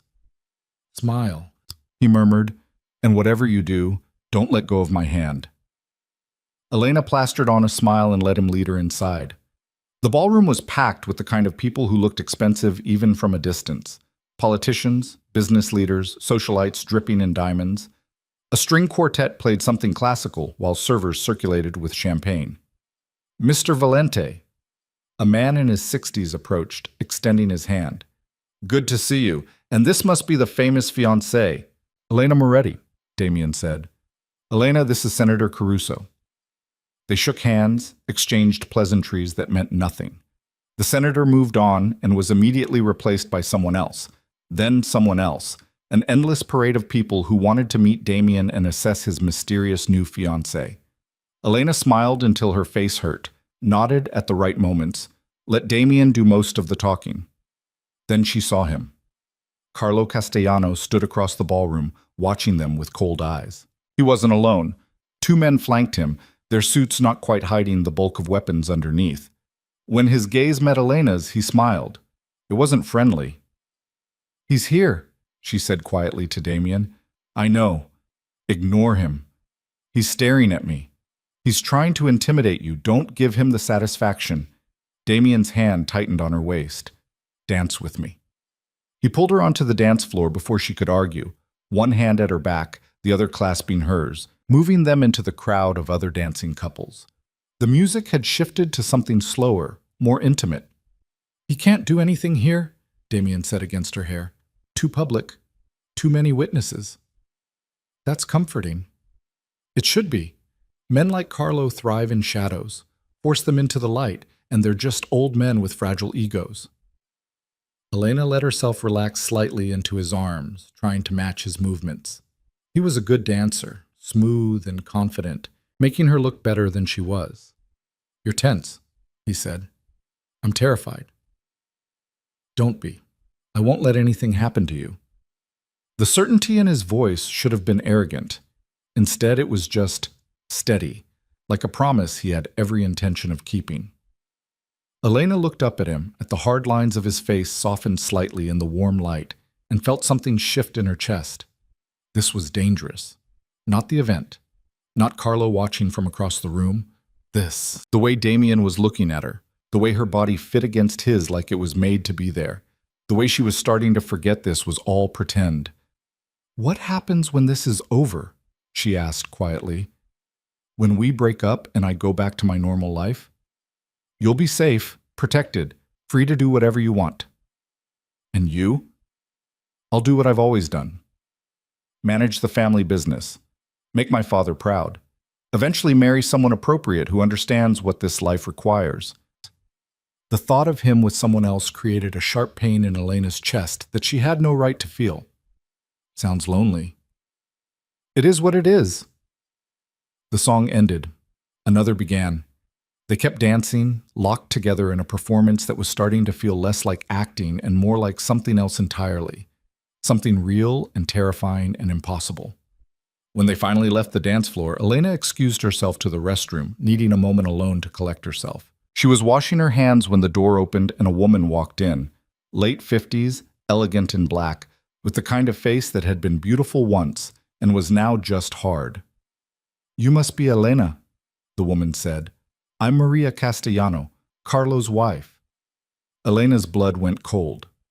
"Nice to meet you." "Is it?" Maria moved to the mirror, checking her lipstick with practiced ease. "You've caused quite a stir, you know, ruining my husband's plans, making him look foolish." I didn't mean save it." Maria's eyes met Elena's in the mirror. "I don't care about your intentions. I care about results. And the result is that you've made an enemy of a very dangerous man. He tried to kill Damien's father. Business." Maria waved a dismissive hand. "Nothing personal, but what you did, screaming that warning, that was personal. You humiliated him, and Carlo doesn't forgive humiliation." Elena's hands were shaking. She pressed them against the cool marble counter. "What do you want?" "To give you advice. Free of charge." Maria turned to face her fully. "End the engagement. Publicly. Make it look like your choice. Walk away while you still can." "I can't do that." "Why not? Because you love him?" Maria laughed, the sound harsh. "Please, you barely know him. This whole thing is obviously a sham. Everyone sees it. Then why does your husband care so much? Because it disrupted his plans, made him look weak. And because—" Maria paused, studying Elena. "Because maybe it's not entirely a sham anymore. Maybe there's something real growing there, and that makes you an even bigger threat." "I don't understand." "Damien Valente has never cared about anyone outside his family, never let anyone close enough to matter, but the way he looks at you?" Maria's smile was cold. "That's different. That's dangerous. Because if you actually mean something to him, you become leverage, a weakness Carlo can exploit." Elena felt sick. "You're trying to scare me. Trying to save your life. Walk away. Now. Before my husband decides you're worth the risk of starting a war." Maria left without waiting for a response, her heels clicking against marble. Elena stood alone in the bathroom, her reflection pale and shaken in the ornate mirrors. She should listen, should find Damien right now and tell him she was done, that she wanted out, that the danger was too real and she wasn't brave enough to keep pretending. But when she returned to the ballroom and saw him standing with his father, his eyes scanning the crowd until they found her, relief flooding his face when they did. She couldn't do it. Whatever this was between them, fake or real or somewhere dangerous in between, she wasn't ready to walk away from it yet, even if it killed her. Elena made it halfway across the ballroom before Damien intercepted her, his hand closing around her elbow. "What happened?" he asked, eyes searching her face. "You look like you've seen a ghost." "Carlo's wife cornered me in the bathroom." His expression went dark. "What did she say?" "That I should end the engagement. Walk away before your father decides I'm expendable or hers decides I'm worth killing." Elena's voice was steadier than she felt. "She said everyone knows this is fake, that we're not fooling anyone. She's lying, trying to get in your head. Is she, though? Because she also said the way you look at me is different, that it's becoming real, and that makes me a target." Damien's jaw tightened. "We should leave. We just got here." "I don't care." His hand slid to her waist, possessive and protective. If Maria approached you directly, Carlo's making a move, testing boundaries. I'm not giving him another opportunity tonight. They made their excuses to Antonio and Julia, who looked concerned but didn't argue. The car ride back to the apartment was tense and silent. Damien stared out the window, his body rigid with barely contained anger. Elena wanted to ask what he was thinking, but couldn't find the words that wouldn't make everything worse. When they got upstairs, Damien went straight to the bar and poured himself 3 fingers of whiskey. He downed it in one swallow and poured another. You're going to make yourself sick, Elena said. I'm fine. You're not fine, you're furious. Of course I'm furious. He turned to face her, eyes blazing. Carlo sent his wife to threaten you. In a public place, surrounded by witnesses, and she still felt comfortable enough to corner you alone and deliver a warning. That's a power play, a message that he can get to you whenever he wants. So what do we do? I don't know. The admission seemed to cost him. My father wants to handle this diplomatically, negotiate a truce, but diplomacy only works when both sides want peace and Carlo wants blood. Elena kicked off her heels, the relief immediate. Maria said something else, that if this becomes real between us, I turn into leverage, a weakness Carlo can exploit. It's not real. The words came too fast, too defensive. Elena felt something crack in her chest. Right, of course not. Elena, it's fine. I know what this is, what we are. She moved toward the hallway, suddenly desperate to be alone. I'm going to bed. Wait! Damien caught her wrist, pulling her back. They were too close. Close enough that she could smell the whiskey on his breath and see the confusion in his eyes. I didn't mean it like that. How did you mean it? I don't know. His thumb brushed over her pulse point, probably feeling how fast her heart was racing. This wasn't supposed to get complicated. Everything about this has been complicated from the start. I know, but this... He gestured between them. Whatever this is, it's different. It's dangerous, Elena finished. Maria was right about that part. The more real this feels, the more danger I'm in. Then maybe we should stop. Stop what? The engagement? We already discussed that. Your father said, no, stop fighting it. Damien's free hand came up to cup her face. Stop pretending we don't feel something here. Elena's breath caught. She should pull away, should remind him that this was all supposed to be temporary, a performance with a clear expiration date. Instead, she found herself leaning into his touch, her eyes closing. This is a bad idea, she whispered. Probably the worst I've ever had. Your family doesn't get a vote in this. Damien. He kissed her. Not the careful, performative kisses they'd shared for cameras at the gala, but something real and hungry and desperate. His mouth was hot against hers, tasting like whiskey and want, and Elena forgot every reason this was a terrible idea. Her hands fisted in his shirt, pulling him closer, and he made a sound low in his throat that sent heat flooding through her. When they finally broke apart, both breathing hard, Damien rested his forehead against hers. We can't do this, Elena said, even as her fingers stayed tangled in his shirt. I know. It's too messy, too complicated. I know. And when this is over, I don't want to think about when this is over. His hand slid into her hair, careful of the pins holding it up. I just want right now. It was the most honest thing he'd said to her since they met. No careful control, no strategic planning, just raw admission of wanting something he shouldn't have. Elena understood that feeling better than she wanted to admit. One night, she heard herself say, just tonight, and then tomorrow we go back to pretending. Deal. He kissed her again, deeper this time, walking her backward toward his bedroom. They left a trail of expensive clothing behind them. His jacket, her dress, his shirt, her jewelry scattered across marble floors. By the time they reached his bed, they were down to skin and want, and the kind of reckless need that didn't care about consequences.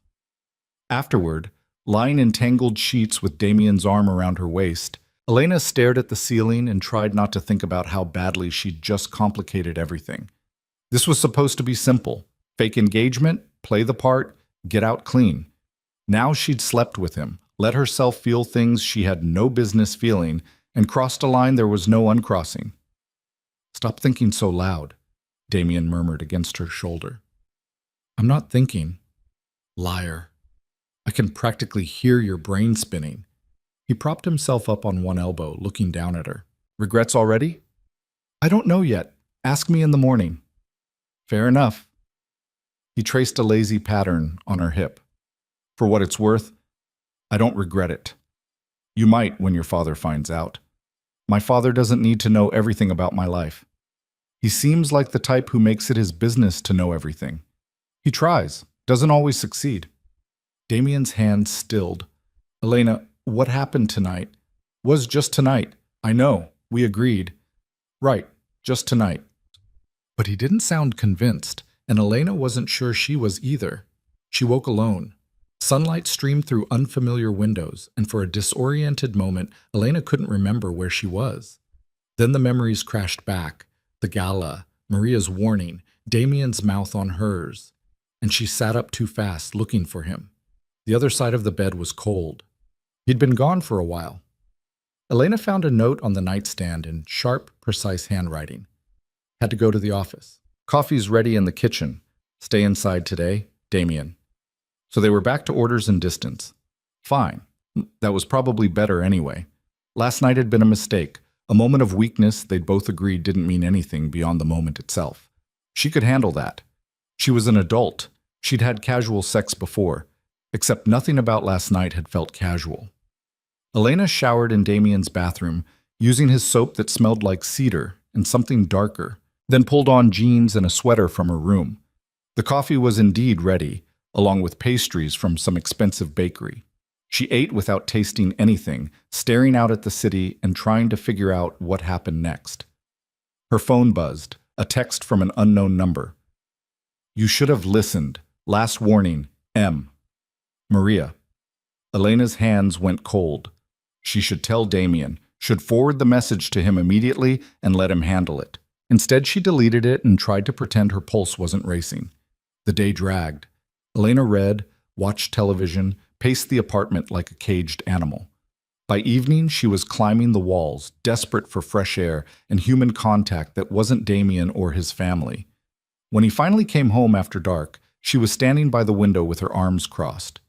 "I need to get out of here," she said without preamble. "Not safe." "I don't care. I've been locked up for days. I'm losing my mind." Damien set down his briefcase, studying her. "What do you want to do?" "I don't know. Walk around. See normal people living normal lives. Remember what that feels like." "I'll take you to dinner. Somewhere normal, not some five-star place where everyone knows your name." "I know a spot." He pulled out his phone, made a quick call in Italian. "Give me 20 minutes to change."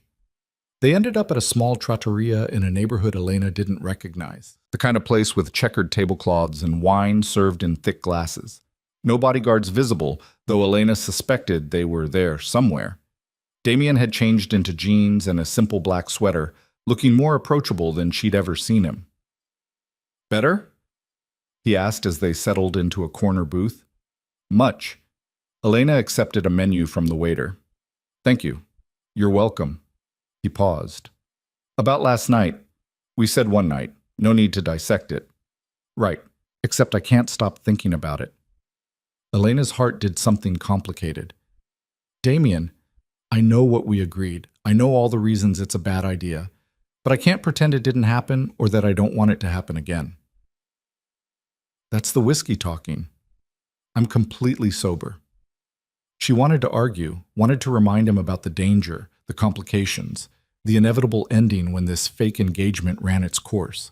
But the way he was looking at her, open and honest, in a way she'd never seen before, made the words stick in her throat. "What are you suggesting?" she asked quietly. "I don't know. That we stop fighting whatever this is, see where it goes. And when it ends badly, when your father demands you marry someone appropriate, or Carlo decides I'm too much of a threat to leave alive, then at least we'll have had something real in the middle of all these lies." It was possibly the worst logic Elena had ever heard. It was also the most tempting. She thought about going back to the apartment, to separate bedrooms in careful distance, and felt something in her chest rebel. "Okay, she said. Okay? Let's see where it goes, but I have conditions. A smile tugged at his mouth. Of course you do. No lying, not to each other. Whatever this is, it has to be honest or I'm out. Agreed. What else? When this ends, because it will end eventually, we do it clean. No drama, no regrets, no trying to stay friends when we both know that's impossible. Deal. Damien reached across the table, taking her hand. Anything else? Yeah. If I get killed because of your family drama, I'm haunting you forever. That got a real laugh from him, warm and surprised. Noted. I'll do my best to keep you alive. They ordered food and wine, fell into easier conversation than they'd managed since this whole thing started. Elena told him about her students, the chaos of managing 20 third graders with varying attention spans, and one kid who kept bringing his pet snake to school. Damien told her about the legitimate side of the family business, the real estate deals and import contracts that were actually legal, his careful plans to transition everything away from the criminal legacy his grandfather had built. My father wants it too, he said, tearing bread with his hands. The legitimacy. But it's harder than it sounds. You can't just walk away from decades of illegal operations without making enemies on both sides. Both sides? The criminals who think we're betraying the old ways, and the authorities who don't trust that we're actually changing. He took a drink of wine. It's like being caught between two fires. No matter which way you move, you get burned. Is that why you agreed to the marriage alliance? To help smooth the transition? Partly. Carlo's organization was one of the last major players still operating the old way. If we could bring him into the fold, convince him to go legitimate alongside us, it would have solved a lot of problems. But his daughter chose someone else. Lucky her. Damien's expression darkened. I would have made her miserable. I'm not exactly husband material. Why not? Kian. Because I'm my father's son. Because I've done things I can't take back. Because this life leaves scars, Elena, and I've got more than my share. She wanted to ask about those scars, both literal and metaphorical, but the waiter appeared with their food. They ate slowly, trading bites and stories, and Elena felt herself relaxing for the first time in days. This felt normal, easy, like they were just two people on a date instead of two people trapped in an increasingly complicated web of lies and danger. After dinner, they walked back toward the car, taking the long route through narrow streets lit by old-fashioned lamps. Damien kept his hand at the small of her back, a gesture that was becoming familiar. Comfortable. Thank you for this, Elena said. I needed it. Me too. He glanced down at her. I forget sometimes that there's a world outside the family business, outside the constant calculations and strategic moves. You could leave, start over somewhere else. No, I couldn't. This is my blood, my legacy, my responsibility. His voice was matter-of-fact. I don't get to walk away just because I'm tired of it. That's depressing. That's reality. They reached the car. The drive back was quiet, comfortable silence, instead of tense. When they got to the apartment, Elena headed toward her room out of habit, but Damien caught her hand. Stay with me, he said. Not a demand, a request. I thought we were taking this slow. We are. But I sleep better when you're there. It was too honest, too vulnerable. Elena should say no, should maintain boundaries and protect what was left of her objectivity. Instead, she let him pull her toward his bedroom, where they undressed without urgency and climbed into bed together. Damien pulled her back against his chest, his arms solid around her waist. Just sleeping, he murmured against her hair. Just sleeping, Elena agreed, even though they both knew it was a lie they'd abandoned before morning. The next week fell into a new rhythm. Damien still left early for work but came home for dinner most nights. They attended events together. Art gallery openings, charity auctions, business dinners where Elena smiled and played the devoted fiancé while learning to navigate his world. And at night they came back to the apartment and dropped the act, talking until late about everything and nothing, learning each other's histories and habits. Elena met more of the family. Marco and Alessia had returned from their honeymoon, full of stories about Positano and still radiating newlywed joy. Julia invited Elena for lunch, asked pointed questions about wedding plans that didn't exist, offered advice about managing Damien that Elena pretended to write down. Antonio called her into his office one afternoon and gave her a brief, terrifying lecture about loyalty and family that felt like both warning and welcome. And through it all, the threat of Carlo Castellano hung over them like a storm that refused to break. "He's too quiet," Damien said one night, scrolling through reports on his tablet. "We've dismantled half his operations, arrested his key lieutenants, and he's done nothing. No retaliation, no moves against us, nothing. Maybe he's given up. Men like Carlo don't give up. They wait." He tossed the tablet aside, frustrated. "He's planning something. I just can't figure out what. Maybe that's the point. Keep you paranoid and off balance." "It's working." Elena moved to where he sat on the couch, settling into his lap. He pulled her close automatically, his tension easing slightly. "You need to sleep." "I will, eventually." "Damien, you're running yourself into the ground. When's the last time you took a full night off?" "I don't remember." "That's my point." "What?" She cupped his face, making him look at her. "You can't protect everyone from everything. At some point you have to trust that you've done enough." "Have I, though?" "Because you're still in danger. My father's still a target. Carlo's still out there planning whatever nightmare he's planning. And you being exhausted won't change any of that.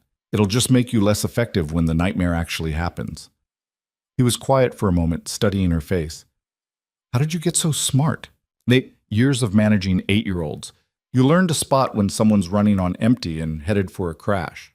"I'm not 8. "No, but you're just as stubborn." Elena kissed him, soft and quick. "Come to bed. Real sleep. No work, no phones, no checking reports every 5 minutes." "Fine, but if something happens, then we'll deal with it in the morning when you're actually functional." She pulled him to the bedroom, made him leave his phone on the nightstand, and wrapped herself around him until he had no choice but to relax. Within 20 minutes, he was asleep, his breathing deep and even. Elena lay awake longer, staring at the ceiling and trying not to think about how temporary this all was. How soon the engagement would end and she'd have to go back to her real life, leaving him behind. Except she didn't want to anymore. Somewhere between the fake smiles and real conversations, between the danger and the quiet moments after, she'd fallen for him. Actually fallen, not pretend. And that was going to destroy her when this ended. The next morning, Elena woke to raised voices in the living room. She pulled on a robe and found Damien arguing with his father, both of them speaking rapid Italian that she couldn't follow. Antonio saw her first and switched to English. "Good, you're up. Get dressed. We're moving you to the villa." "Why? What happened?" "Carlo made his move," Damien said, his face grim. "He hit 3 of our warehouses last night, burned them to the ground. It's a declaration of war." Elena's stomach dropped. "Anyone hurt?" "2 dead, several wounded." Antonio's expression was stone. "This ends now. We're bringing everyone to the villa where we can protect them properly. That includes you." "I don't need—" "This isn't negotiable." Damien's tone left no room for argument. "Carlo's escalating. Those warehouses were a message. Next time it'll be people, family, you. He doesn't even know where I am." "He has resources. He'll find out." Damien moved closer, lowering his voice. "Please, Elena, just do this. Let us protect you."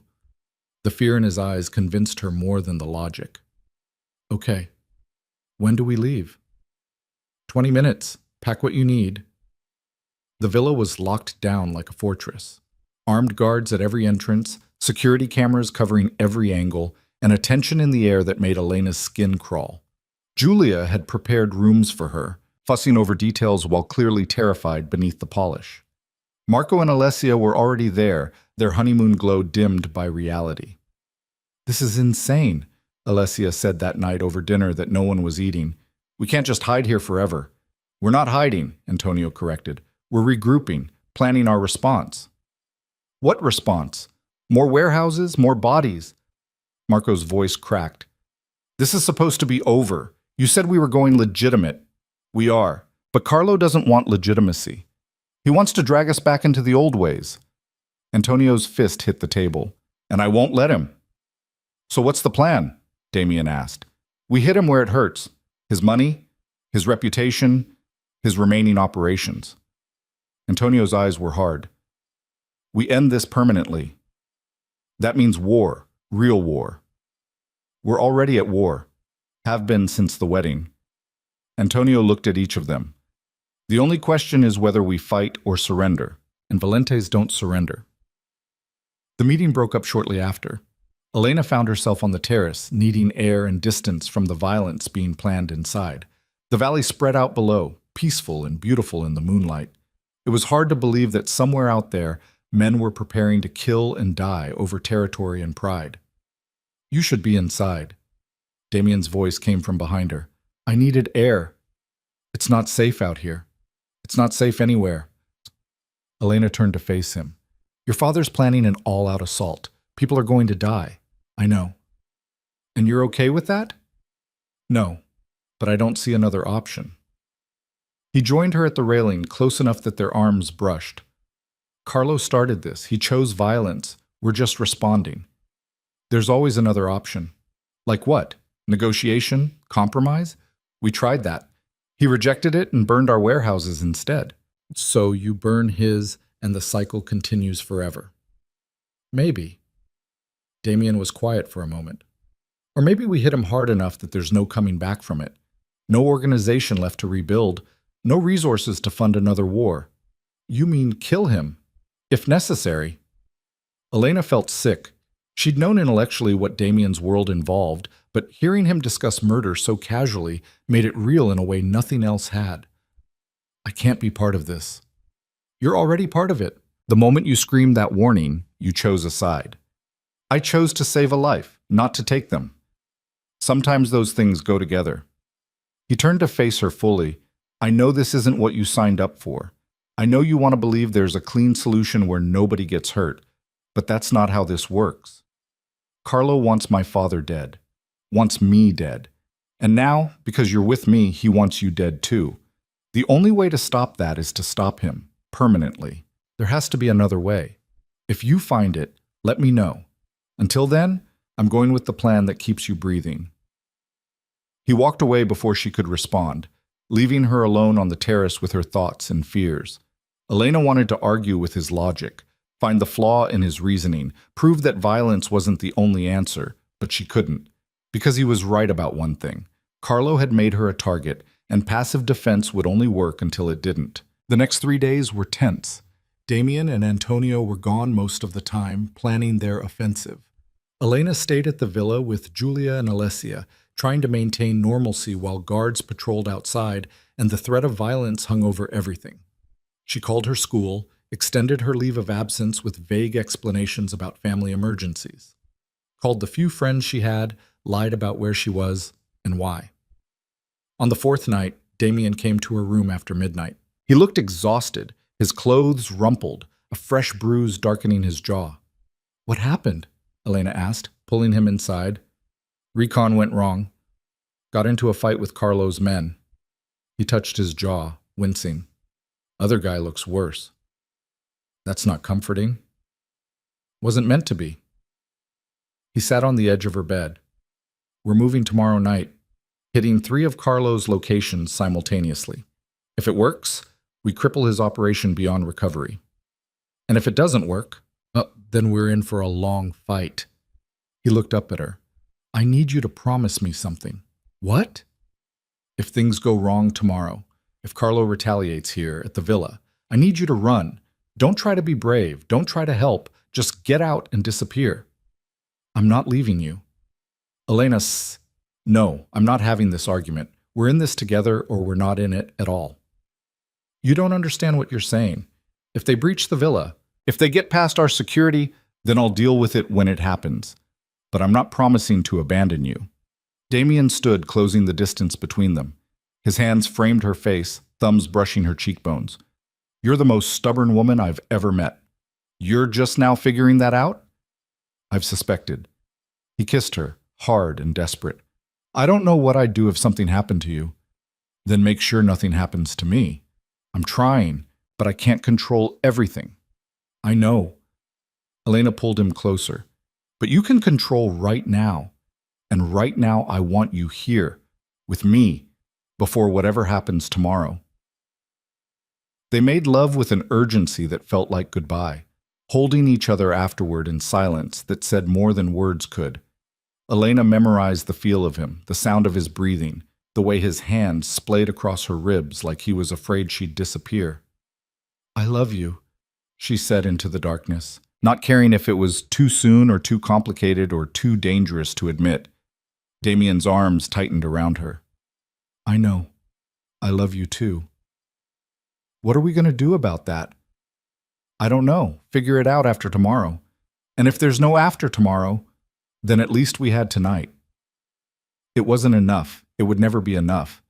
But it was all they had, so Elena held on to him and tried not to think about the violence coming with the sunrise. Damien left before dawn. Elena felt him slip out of bed, heard him dress in the dark, and pretended to still be asleep because she didn't trust herself to say goodbye without breaking. The door closed with a soft click, and then he was gone, heading toward whatever violence the day held. She gave up on sleep after that. The villa was already stirring when she made it downstairs. Guards checking weapons, men speaking in tense clusters, the atmosphere thick with anticipation. Julia was in the kitchen directing staff with sharp efficiency, but her hands shook when she poured coffee. "They'll be fine," Elena said, not sure if she believed it. "You don't know that." Julia's composure cracked for just a second. "Antonio has survived 40 years in this life, but every time he walks out that door could be the last. And now both my sons are out there with him. Damien's careful, trained. So is his brother, the one who died when Damien was 17. Julia's voice was flat. "Shot in the back during a supposedly peaceful meeting. They sent him home in pieces." Elena's stomach turned. Damien had never mentioned a third brother. "I'm sorry, I didn't know." "Why would you? It's not something we talk about." Julia set down her cup with too much force. "My husband built this empire on blood and fear, and now my children pay for it. Marco nearly died at his own wedding. Damien lives under constant threat. And for what? Money? Power? Territory that will just get fought over again when the next ambitious criminal comes along? Then why stay? Why not leave? Because this is our family, our legacy, our responsibility." Julia's eyes were hard. "We don't get to walk away just because we're tired of the cost." It was almost word for word what Damien had said. Elena realized with sudden clarity that the Valentes were trapped by their own history, bound by obligations they hadn't chosen but couldn't escape. It made her want to grab Damien and run, disappear somewhere. His name didn't carry weight, and his legacy couldn't follow. But she knew he'd never go, and increasingly she wasn't sure she'd want him to. The man she loved included all the complicated pieces: the violence and loyalty, the danger and protection, the ruthlessness and tenderness. You couldn't extract one part without destroying the whole. The hours crawled. Elena tried to read to distract herself, but the words blurred together meaninglessly. Alessia appeared mid-morning, looking pale and drawn. "Marco left with them," she said without preamble. "I tried to stop him, but he said this was his family too, that he had to help." "Marco's not trained for this kind of thing." "I know, but try telling him that." Alessia collapsed into a chair. "He thinks he has something to prove, that he needs to be like Damien, like his father, but he's not. He's gentle, kind. He paints watercolors and cries at sad movies. He has no business being in a war." Elena sat beside her, taking her hand. "They'll protect him. Damien won't let anything happen to his brother. Damien can't control everything, no matter how much he thinks he can." They waited together after that. Two women who'd married into this world in different ways, both terrified of the violence their men had gone to meet. Julia joined them eventually, and the three of them sat in a drawing room drinking coffee that grew cold and watching the afternoon light stretch across expensive carpets. The first call came at 4. Antonio's voice on speaker, terse and controlled. "First location secured. Some resistance, but we have control. Moving to target 2. "Casualties?" Julia asked. 3 wounded, none critical. "Marco's fine," Antonio added before Alessia could ask. "Kid handled himself better than expected." "And Damien?" "Leading the assault on target 2. I'll update when we know more." The line went dead. Julia exhaled shakily. First one down, 2 more to go. But 2 hours passed with no word. Then 3. The sun set, painting the villa's windows gold and then red and then dark. Guards changed shifts. Dinner was prepared and ignored. And still the phone stayed silent. Something's wrong, Elena said finally. They should have checked in by now. Not necessarily, Julia said, but her voice lacked conviction. These things take time. Maybe they're still securing the location. Or maybe they walked into a trap. Alessia made a sound like a wounded animal. Julia shot Elena a sharp look. Panicking won't help, she said. We wait. That's all we can do. But waiting was torture. Elena paced the room, her mind conjuring increasingly terrible scenarios. Damien injured, bleeding, calling for help that wouldn't come. Damien captured, at Carlo's mercy. Damien dead, his body cooling while she sat uselessly in safety. At 9:30, headlights swept the driveway. Elena ran to the window, saw 3 black SUVs pulling up fast. Men piled out, moving with urgent purpose, and her heart stopped because none of them were Damien. Then she saw him. Climbing out of the second vehicle, blood on his shirt but moving under his own power. Relief nearly buckled her knees. She met him at the door. He looked exhausted, his clothes torn, that bruise on his jaw now accompanied by a split lip and what looked like burns on his forearms. But he was alive. Whole. What happened? Elena asked as he pulled her into a brief, tight embrace. Carlo knew we were coming, had people waiting at the second location. We walked right into an ambush. Is everyone... Marco took a bullet, shoulder, through and through. He'll be okay, but he needs a hospital. Alessia appeared behind Elena, her face white. Where is he? Being loaded into the car. Go. They're taking him to our facility downtown. Damien squeezed Elena's hand once and let go. Antonio wants everyone in the study. Now. The study was chaos. Antonio stood at the center, his shirt soaked with blood that didn't appear to be his own, shouting orders in Italian while men reported in. Maps were spread across the desk, locations marked in red. The air smelled like cordite and sweat. Enough! Antonio roared when Damien entered. Everyone out except family. The room cleared fast.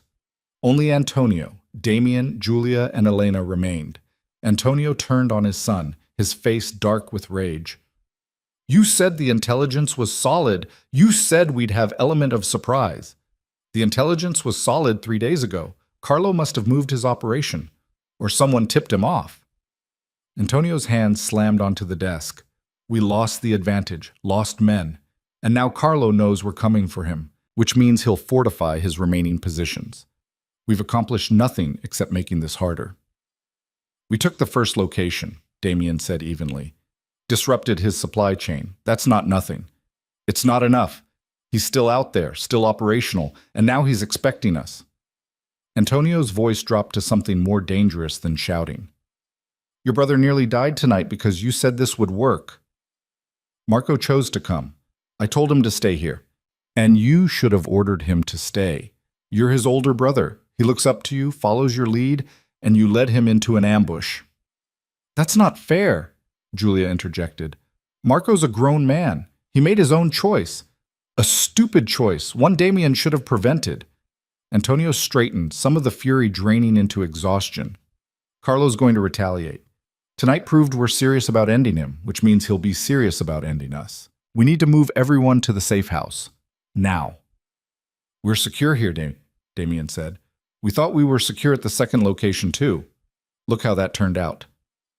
Antonio's gaze moved to Elena. Especially her.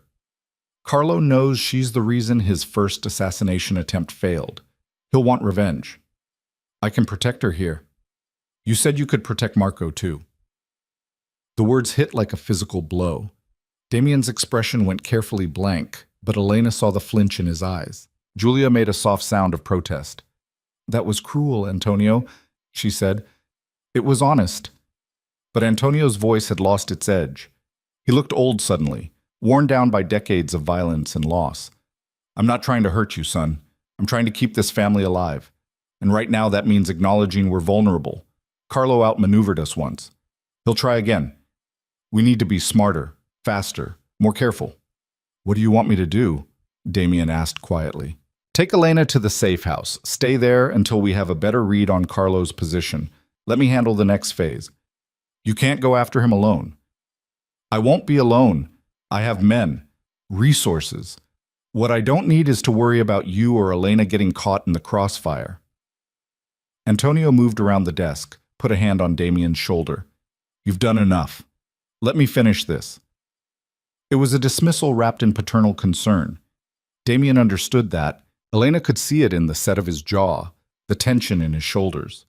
Being sidelined wasn't protection. It was punishment for the ambush that had nearly killed Marco. When do we leave? Damien asked. Within the hour. I'll have the location sent to your secure phone. They packed in silence. Elena threw clothes into a bag without really seeing them, her mind replaying the confrontation. Antonio blaming Damien for Marco's injury. Damien taking it without defending himself. The weight of responsibility crushing him under obligations he hadn't asked for, but couldn't refuse. He didn't mean it, Elena said when they were alone. About Marco. That wasn't your fault. Wasn't it? I knew the risk. Should have insisted Marco stay behind. He's an adult. You said it yourself. He's my baby brother. He paints. He cries at movies. Damien smiled without humor. Alessia told you that, didn't she? She's terrified. We all are. Yeah. Well, terror's part of the package. He zipped his bag with too much force. Come on, car's waiting. The safe house turned out to be a cabin in the mountains, accessible only by a winding road that would be easy to defend and easier to block. 2 guards were already stationed when they arrived, ex-military types who checked IDs and swept the car before waving them through. Inside, the cabin was surprisingly nice, rustic but comfortable, with a stone fireplace and windows overlooking a valley that probably had a spectacular view in daylight. Now it just showed darkness and the distant lights of the city below. Not what I expected, Elena said. What did you expect? Concrete bunker with canned food and guns? Something like that. We have those too, but this one's meant for longer stays, more comfortable. Damien moved through the space with practiced ease, checking locks and sightlines. There's a panic room in the basement if we need it. Supplies for 2 weeks. Satellite phone with encrypted line. How often do you use places like this? More than I'd like. He opened the refrigerator, stocked with basics. Get comfortable. We might be here a while. The first night was tense. Every sound made Elena jump. Wind in the trees and owl hunting, the house settling. Damien barely slept, checking his phone constantly for updates that didn't come. Around 3 a.m, she found him on the couch, staring at nothing. Come to bed, she said. Can't sleep. Then don't sleep, but do it in bed where I can at least pretend you're resting. He followed her without argument, let her pull him down and wrap herself around him. His body was rigid against hers, every muscle locked tight with tension. Talk to me, Elena said. What's going on in your head? Marco almost died tonight because I miscalculated. Because I thought I had better intelligence than I did. Because I was arrogant enough to think I could predict Carlo's moves. You're not responsible for Carlo's actions. I'm responsible for my family's safety. That's literally my job, and I failed. Marco's alive. He's going to be fine. This time. What about next time? Or the time after that? Damien's voice was rough. I can't keep them all safe, Elena. I can't control everything. And people keep getting hurt because I'm trying. Then stop trying to control everything. Accept that sometimes bad things happen and it's not your fault. Easy for you to say. Is it? Because I've spent the last month watching you carry the weight of your entire family on your shoulders. Watching you blame yourself for things you didn't cause and can't prevent. It's killing you, Damien, and I don't know how to help. He was quiet for a long moment. When he spoke again, his voice was smaller. I had another brother, Luca. He was older than me by 2 years, smarter, funnier, better at everything. My father's favorite. Julia mentioned him. She said he died. He was murdered. I was there. We were meeting with a rival family, supposed to be neutral ground, and someone opened fire. Luca pushed me behind a table, took the bullets meant for me. I held him while he bled out on a warehouse floor, and there was nothing I could do except watch him die. Elena's heart broke. Damien, I'm so sorry. I was 17. I remember thinking if I had been faster, stronger, better, I could have saved him, could have done something other than hide like a coward while my brother died protecting me. You weren't a coward. You were 17 and someone was shooting at you. I know that logically, but it doesn't change how it feels, like I've been trying to make up for that moment ever since. Prove I'm worth the life he gave me.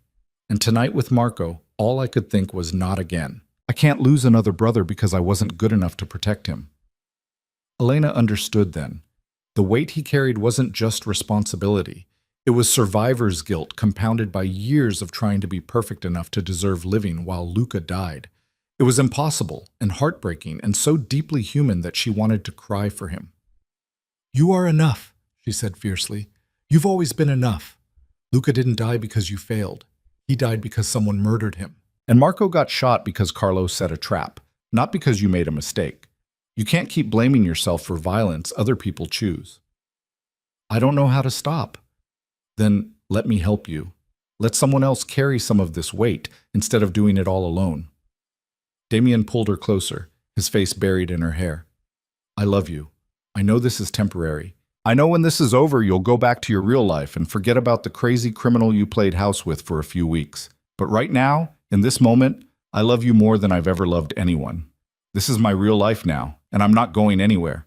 You should. When this ends, when Carlos dealt with, you should run as far from me as possible. Find some normal guy who teaches history and coaches Little League, someone safe.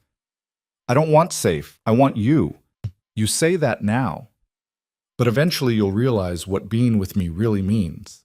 The constant danger, the impossible choices, the blood that never quite washes off. You'll realize I'm not worth it.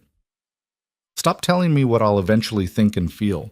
I'm here now, choosing you now, and that should be enough. It is. It's more than enough. He kissed her, desperate and grateful. I don't deserve you. Probably not, but you're stuck with me anyway. They made love slowly, carefully, like they were memorizing each other for when they'd inevitably be torn apart. Afterward, Damien finally slept, exhaustion winning over anxiety. Elena stayed awake, watching him in the dim light and trying not to think about endings.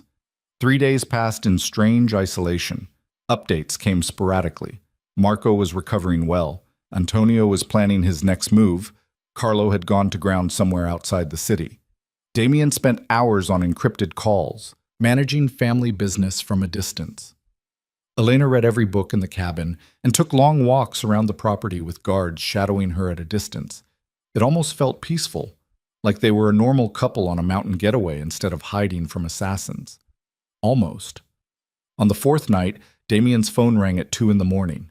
He answered immediately, listened in silence, then hung up with a curse. What happened? Elena asked, sitting up.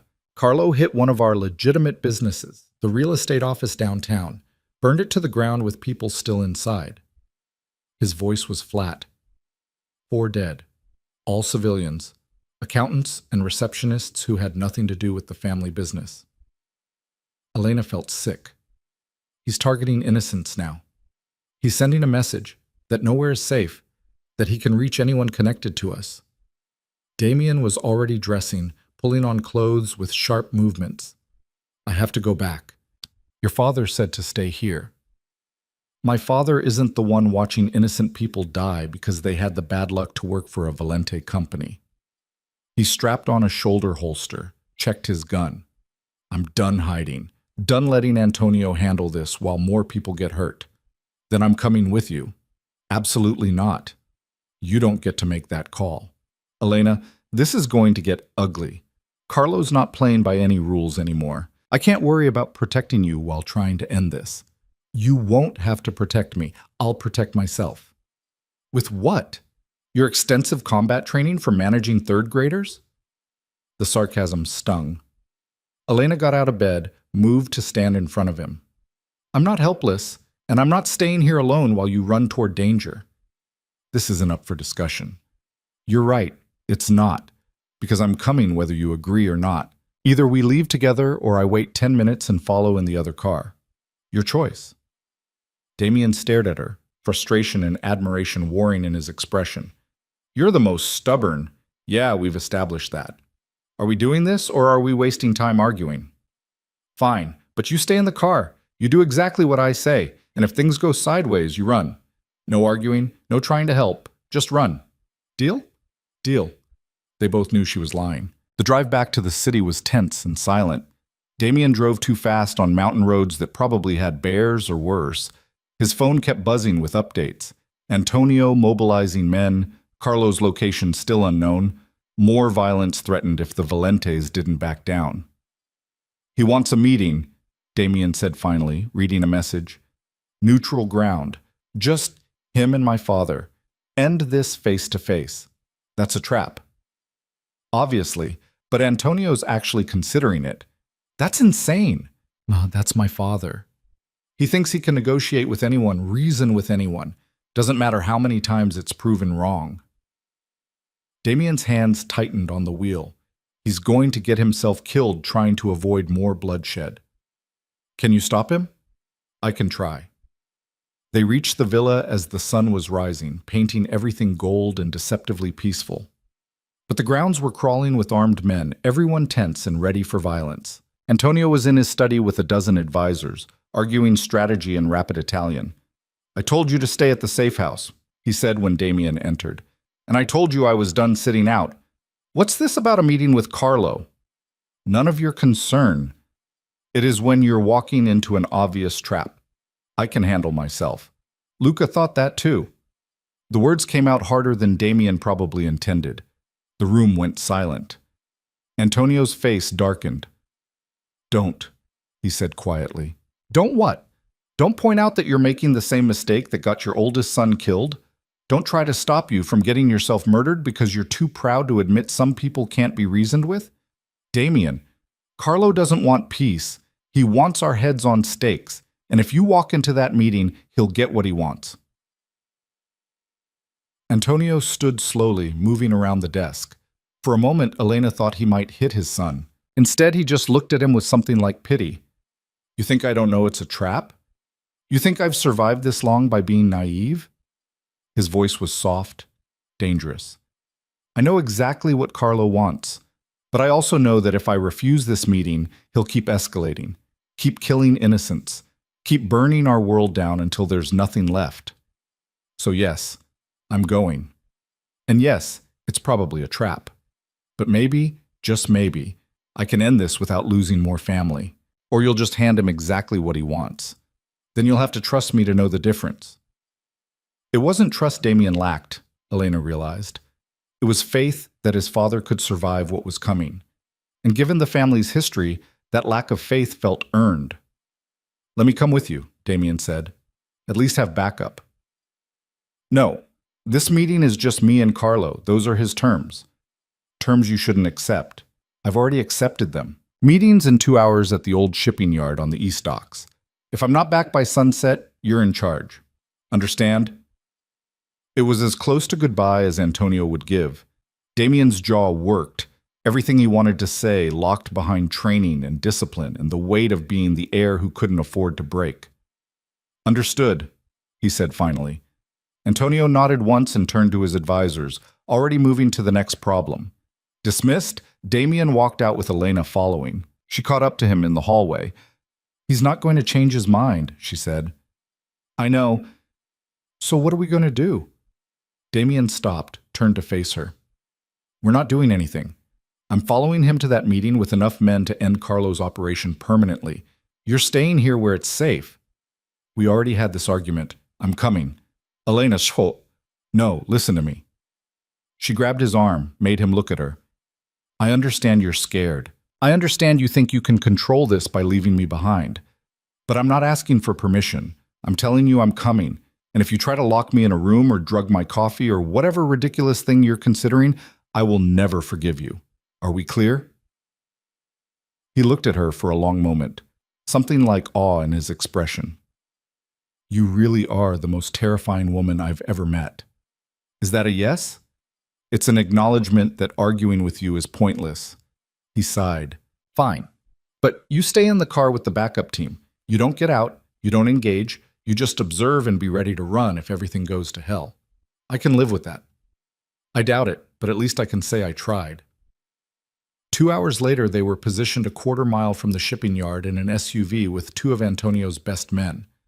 Through binoculars, Elena could see the meeting point, an open space between rusted shipping containers, exposed on all sides. A kill box, basically. Antonio's car pulled up right on time. "He's actually doing it," Damien muttered. "The crazy bastard is actually doing it." A second car appeared from the opposite direction. Elena watched Carlo Castellano climb out, flanked by two men.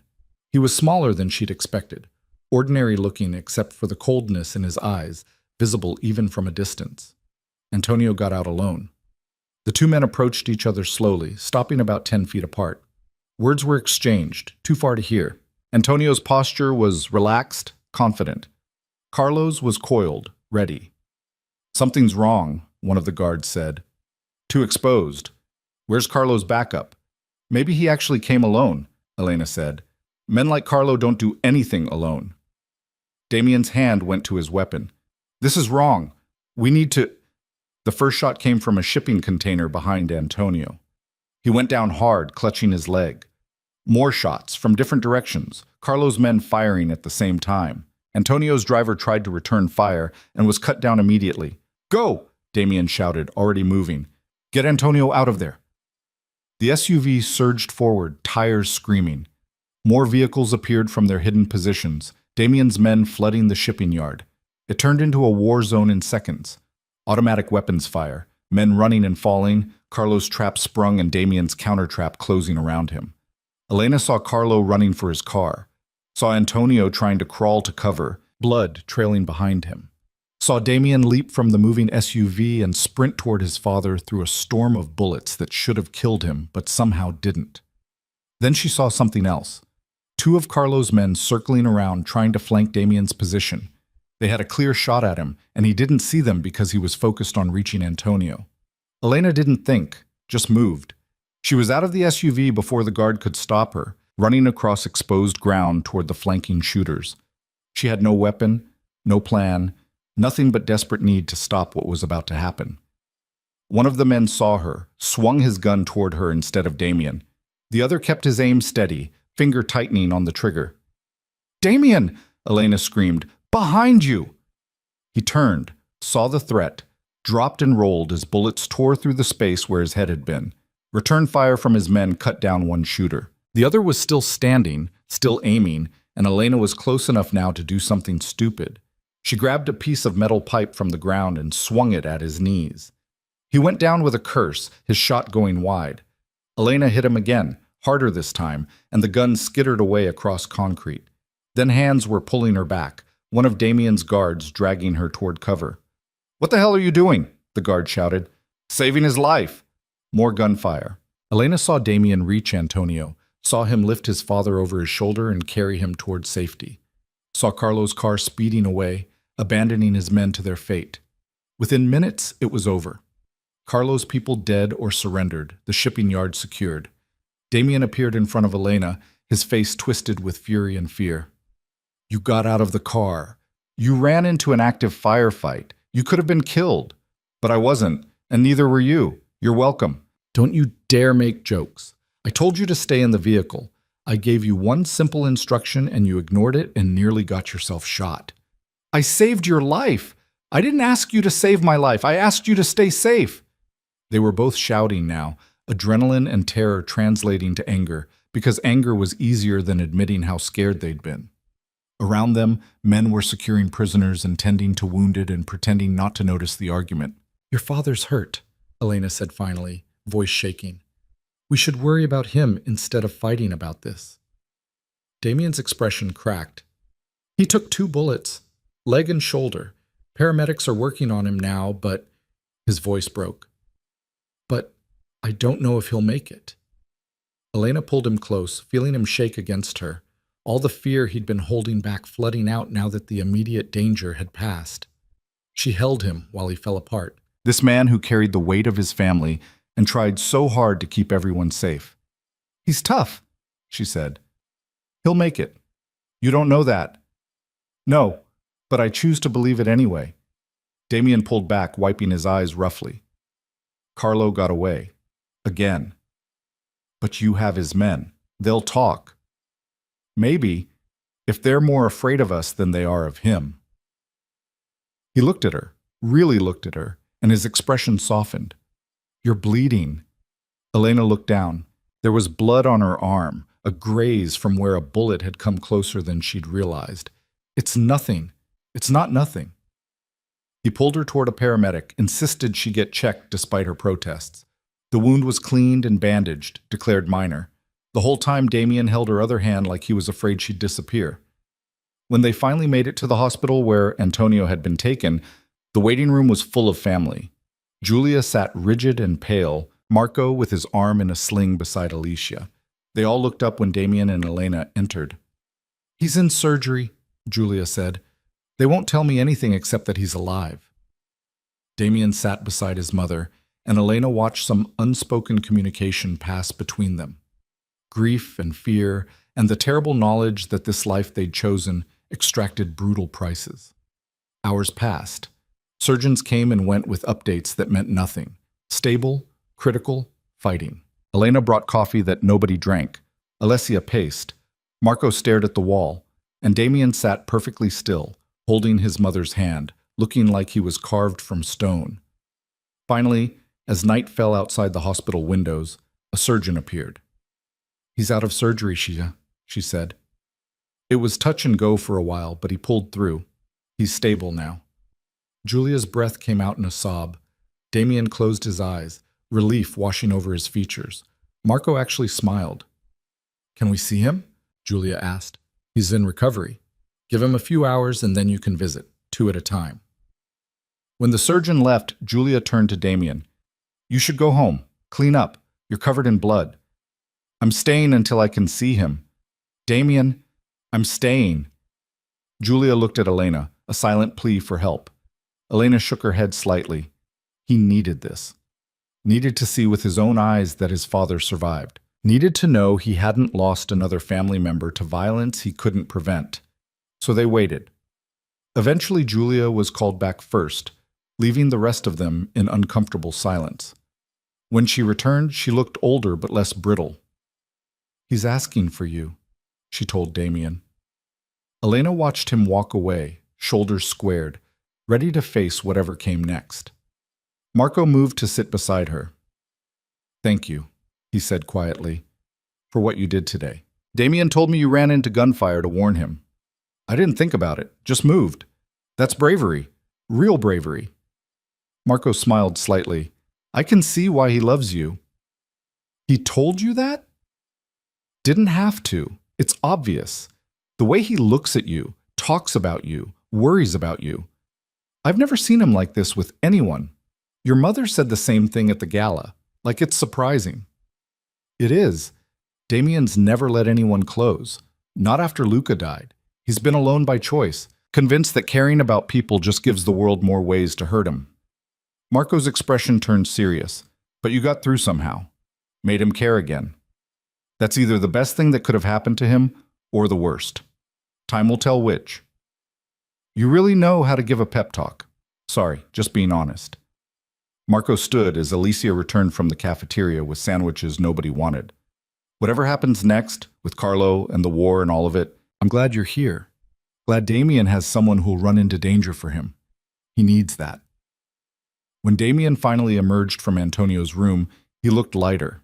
Still exhausted and bloodstained, but some fundamental weight had lifted from his shoulders. He found Elena and pulled her into a hallway. He's okay, Damien said.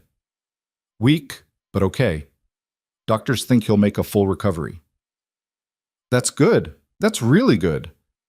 He wants to meet with you, tomorrow, when he's stronger. Said he has things to discuss. What things?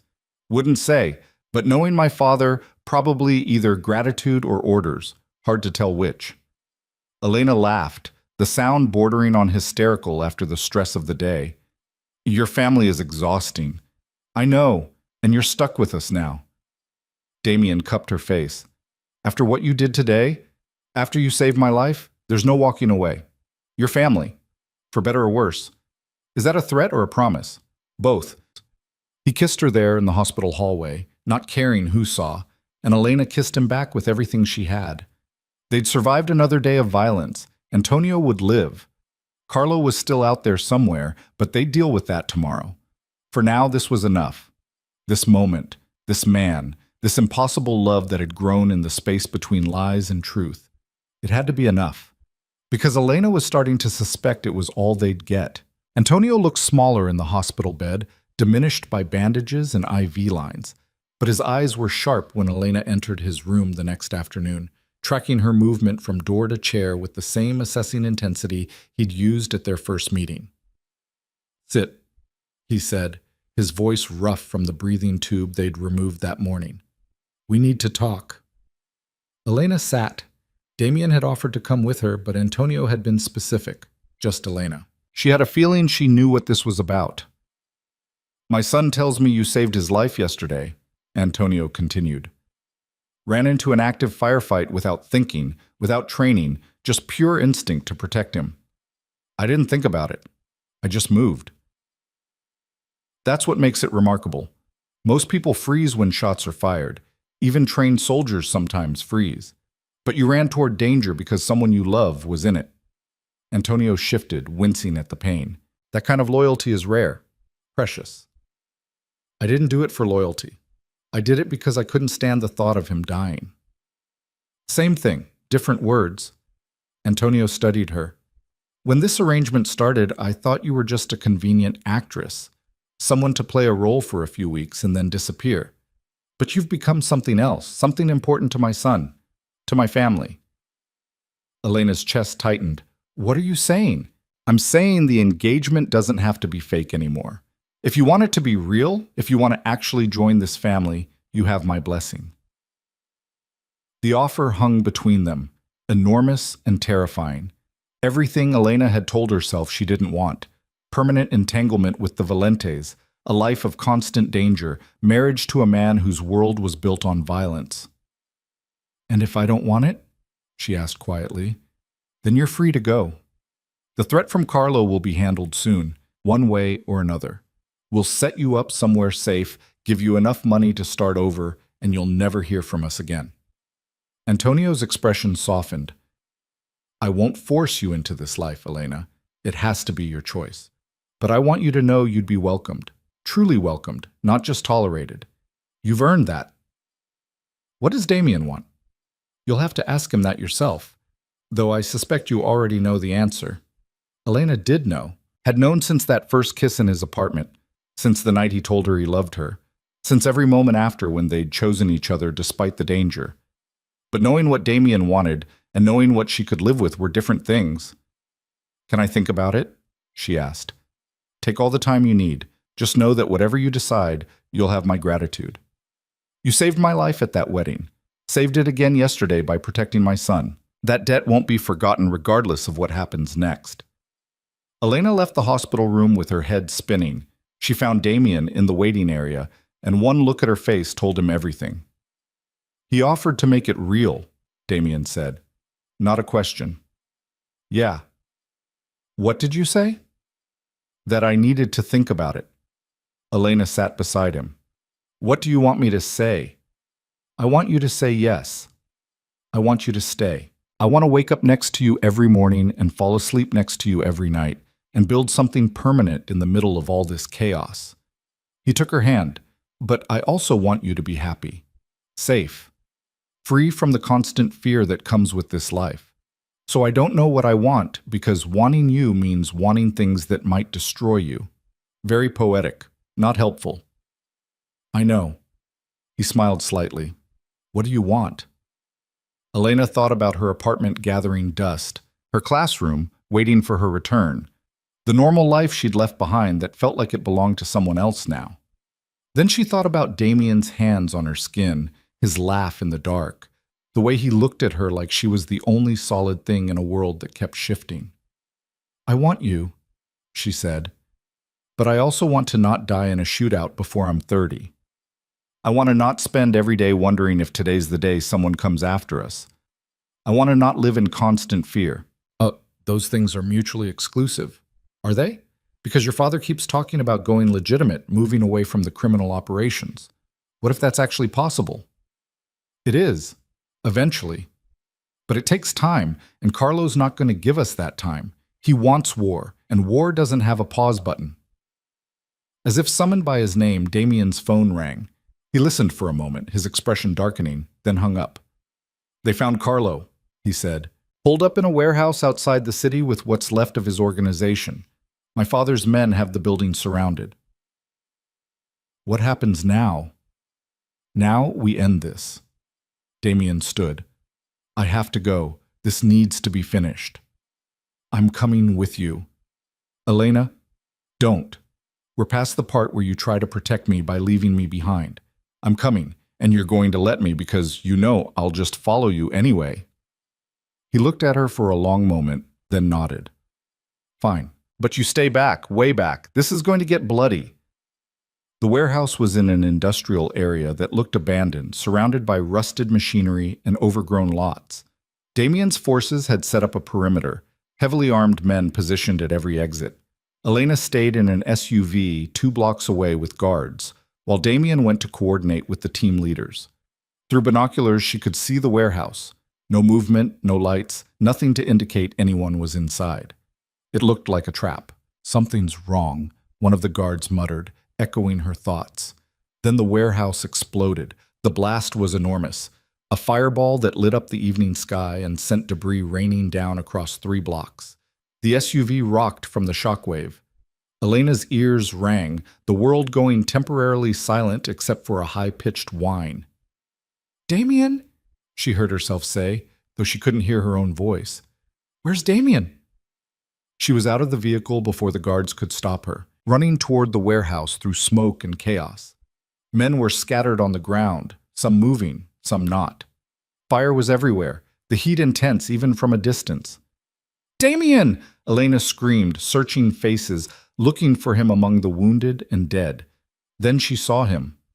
On his knees beside a body, his face black with soot, blood running from a cut on his forehead. He looked up when she called his name, and relief flooded his features. Get back, he shouted. Building's not stable. Are you hurt? I'm fine. But Carlo... He gestured to the body beside him. Elena moved closer and saw Carlo Castellano, or what was left of him. The explosion had killed him instantly, probably killed everyone inside the warehouse. It was over.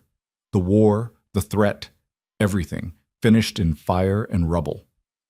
He booby-trapped the building, Damien said, standing on shaky legs. Knew we'd find him eventually and set it to blow when we breached. Took himself out rather than face capture. Your men.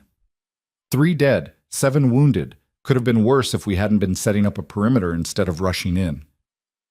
He pulled her close, burying his face in her hair. It's over. Carlo's gone. His organization's destroyed. It's actually over. Elena held him while emergency services arrived, while the fire was brought under control, while bodies were recovered and the wounded were taken to hospitals. She held him through the terrible aftermath and the official reports and the long drive back to the villa where Antonio was waiting for news. It's done, Damien told his father. Carlo's dead. His people are scattered. There's no one left to retaliate. Antonio nodded from his wheelchair, looking older and more tired than Elena had ever seen him. Then it's time to finish what we started. The transition to legitimacy. No more criminal operations, no more wars. We rebuild as a legal enterprise. That'll take years. Then we start now. Tonight. Before anyone else dies for this legacy I built on blood and fear. Antonio's voice was firm despite the exhaustion. I'm done with this life, Damien. Done watching my sons bleed for territory that means nothing. Done losing people I love to violence that never ends. We make the change now, or we don't make it at all. It was a moment Elena would remember forever. Antonio Valente, patriarch of a criminal empire, choosing peace over power, choosing life over legacy. It shouldn't have been revolutionary, but in his world, it was. The next weeks were chaos of a different kind. Lawyers and accountants working around the clock to restructure the family businesses. Assets being liquidated, illegal operations shut down, territory ceded to other families in exchange for peace agreements. Antonio managed it all from his wheelchair, ruthless in his efficiency, even diminished by injury. Damien was at the center of it, negotiating deals, managing relationships, building bridges with people who'd been enemies for decades.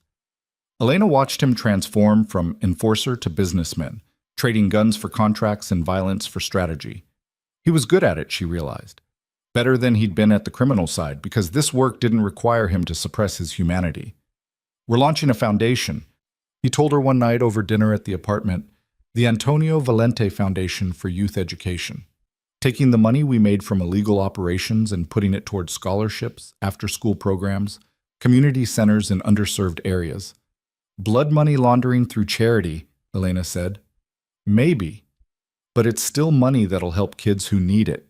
Money that'll do some good instead of just funding more violence." He paused. "We want you to run it, the foundation. You're a teacher. You understand what these communities need, and you're the only person I trust to do it honestly." Elena stared at him. "That's a huge job." "I know, but you can handle it, if you want to." His expression was carefully neutral. It would mean staying, permanently, becoming part of the family for real. "Is this your way of proposing?" "No, when I propose, it'll be more romantic than offering you a job." He smiled slightly. "This is me trying to show you what a life with us could look like. Not just danger and violence, but actual purpose, using the resources we have to make things better. And if I say yes to the foundation but no to the engagement, then you say yes to the foundation and no to the engagement. They're not conditional on each other. I want you here either way." Elena thought about her classroom, her students, the life she'd built before all this started. Then she thought about the kids in neighborhoods like the one she'd grown up in, struggling for opportunities that came easy to others.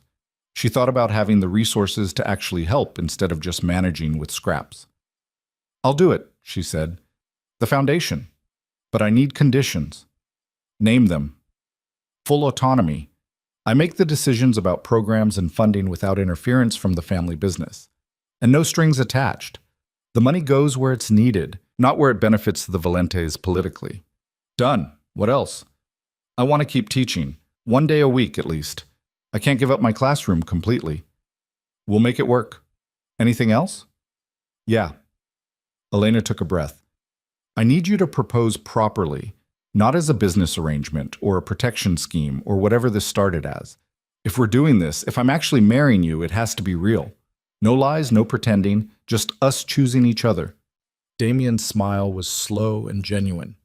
"I can do that." He did it 3 weeks later, on a Saturday morning when they were still in bed and the sunlight was streaming through the windows.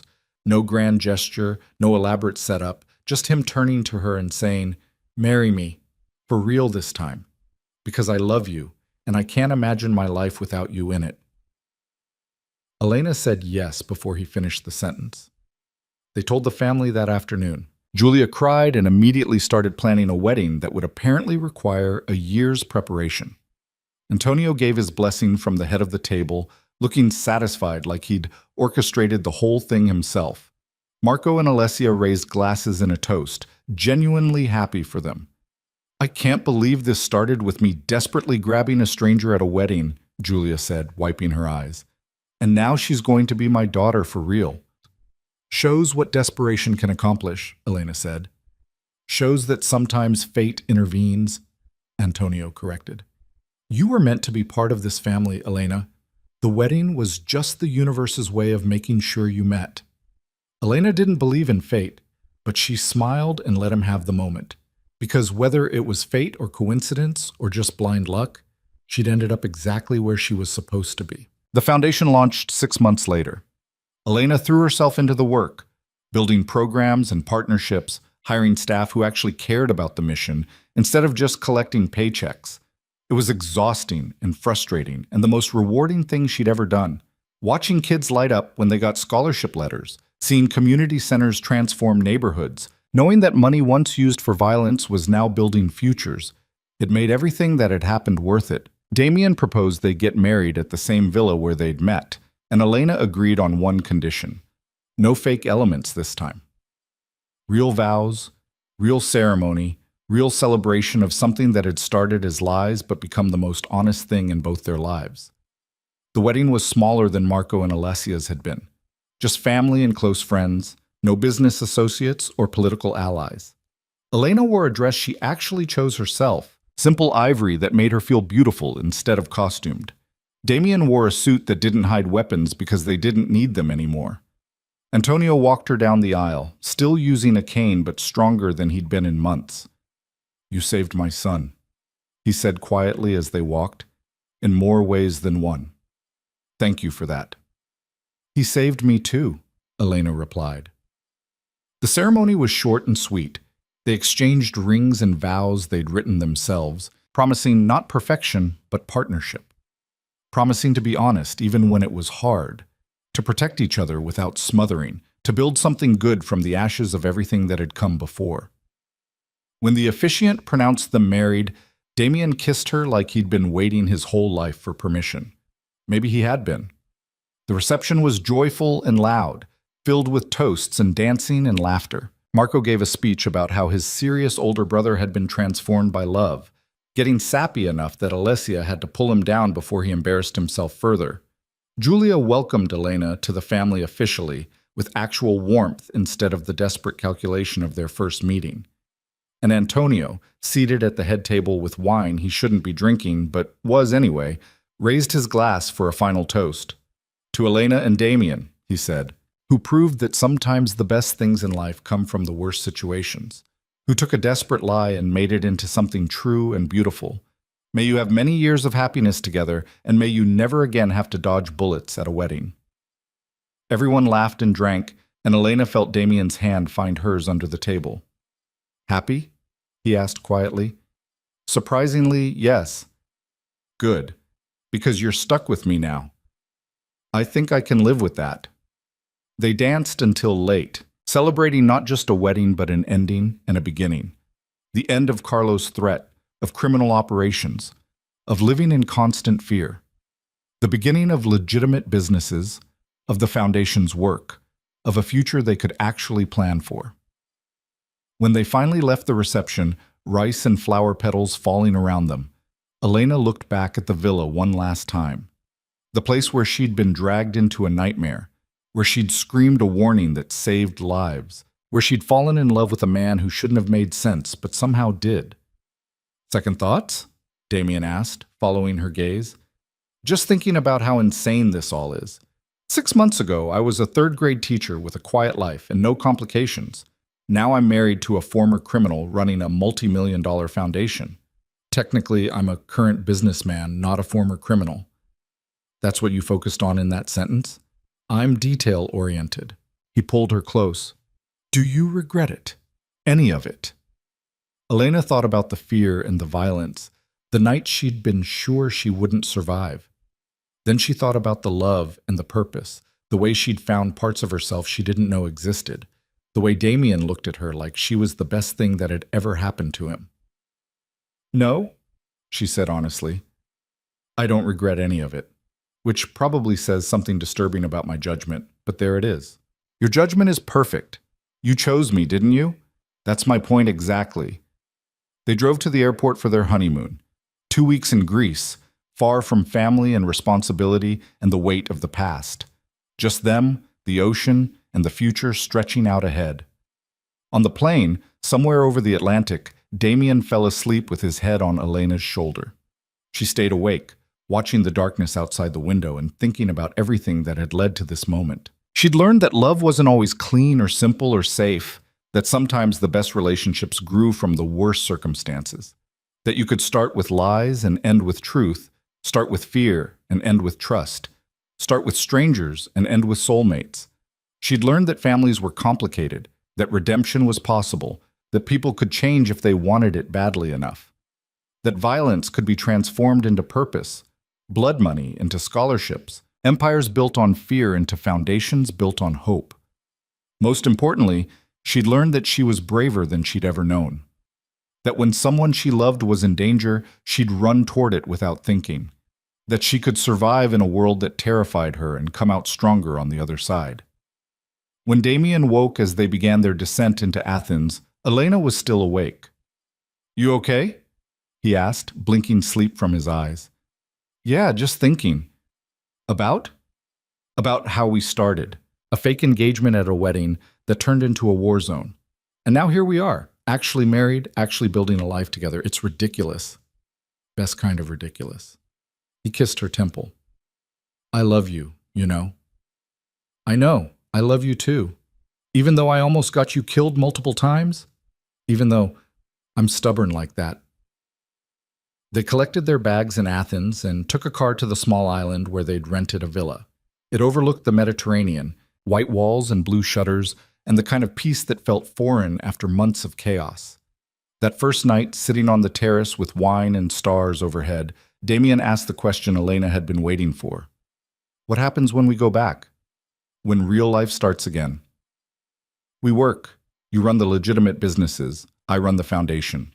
We have dinner with your family on Sundays and argue about normal things like whose turn it is to do dishes." "Sounds boring." "Sounds perfect." "What about kids? Do you want them?" Elena hadn't let herself think that far ahead. Kids meant permanence, meant fully committing to this life, meant bringing new people into a world that was safer now, but would never be completely safe. "Eventually," she said carefully, "when we're ready, when we've built something stable enough to bring them into." "So yes." "So eventually, yes." She turned to face him. "Is that okay?" "It's more than okay. It's everything." Damien pulled her into his lap, arms secure around her waist. "I never thought I'd have this. A real marriage, a real future, kids and normalcy and all the things I'd given up on. And then you happened. I was forced to happen. Your mother grabbed me, remember? Best thing she ever did." He kissed her, slow and thorough. "Thank you for being stubborn enough to stay, for not running when any sane person would have." "Who says I'm sane? I married you, didn't I?" "Fair point." They made love that night with the ocean sounds drifting through open windows, taking their time because they had nothing but time now. No threats hanging over them, no enemies to watch for, just two people building something real from the ashes of everything that had tried to destroy them. In the morning, Elena woke to find Damien already up, standing on the terrace with coffee and the sunrise painting the sky impossible colors. She joined him, and he wrapped an arm around her shoulders without looking away from the view. "I was thinking," he said, "about the foundation, about expanding it internationally, using the family's overseas connections for something good. That's ambitious. We have the resources, might as well use them to make a real difference." He glanced down at her. "What do you think?" "I think you're trying to save the world to make up for the years you spent making it worse." "Maybe. Is that bad?" "No, it's human." Elena leaned into him. "And I think it's a good idea. We can start small. Pick one country, build a pilot program, see if it works before expanding. Always the practical one. Someone has to be. You're all grand gestures and impossible dreams. That's why we work. You ground me. I push you to think bigger." They spent the rest of the honeymoon planning, dreaming, building the future in conversations that lasted until dawn. They talked about the kids they might have someday, the programs the foundation could launch, the life they'd build that would honor both where they'd come from and where they were going. On their last night in Greece, lying in bed with Damien half asleep beside her, Elena thought about the scared woman who'd agreed to a fake engagement to save a stranger's life. That woman would barely recognize who she'd become. Stronger, braver, more certain of her own power. That woman had thought love was safe and predictable and easy. Now Elena knew better. Love was terrifying and complicated and worth every moment of fear. Love was running into gunfire because you couldn't stand the thought of living without someone. Love was choosing partnership over safety, truth over comfort, messy reality over perfect fantasy. Love was Damien Valente, former criminal and current businessman, who'd started as a lie and become her whole truth. They flew home a week later, back to the villa and the family and the work that waited. Antonio was walking without the cane now. Julia was already planning family dinners. Marco and Alessia announced they were expecting their first child. Life moved forward, loud and messy and beautiful. Elena stepped into her role at the foundation with focus and determination. Within a year, they'd expanded to serve 5 cities, with plans for international programs and development. Damien's legitimate businesses grew, providing funding that didn't come with the stain of criminal activity. Slowly, carefully, they rebuilt the Valente name into something associated with philanthropy instead of fear. There were still hard days, moments when Elena missed the simplicity of her old life, when the weight of responsibility felt crushing. Moments when Damien struggled with nightmares about violence he'd been part of and couldn't undo. Moments when they fought about boundaries and priorities, and the 1,000 small conflicts that came with building a life together. But they worked through it, learned each other's triggers and soft spots, figured out how to communicate without walls, discovered that love wasn't about being perfect, but about showing up honestly even when it was hard. 2 years after the wedding, Elena found out she was pregnant. She told Damien over breakfast, no fanfare, just the test sitting on the table between them. He stared at it for a long moment, then looked at her with wonder in his eyes. We're having a baby, apparently. A baby, an actual human child that we'll be responsible for. That's how it works, yes.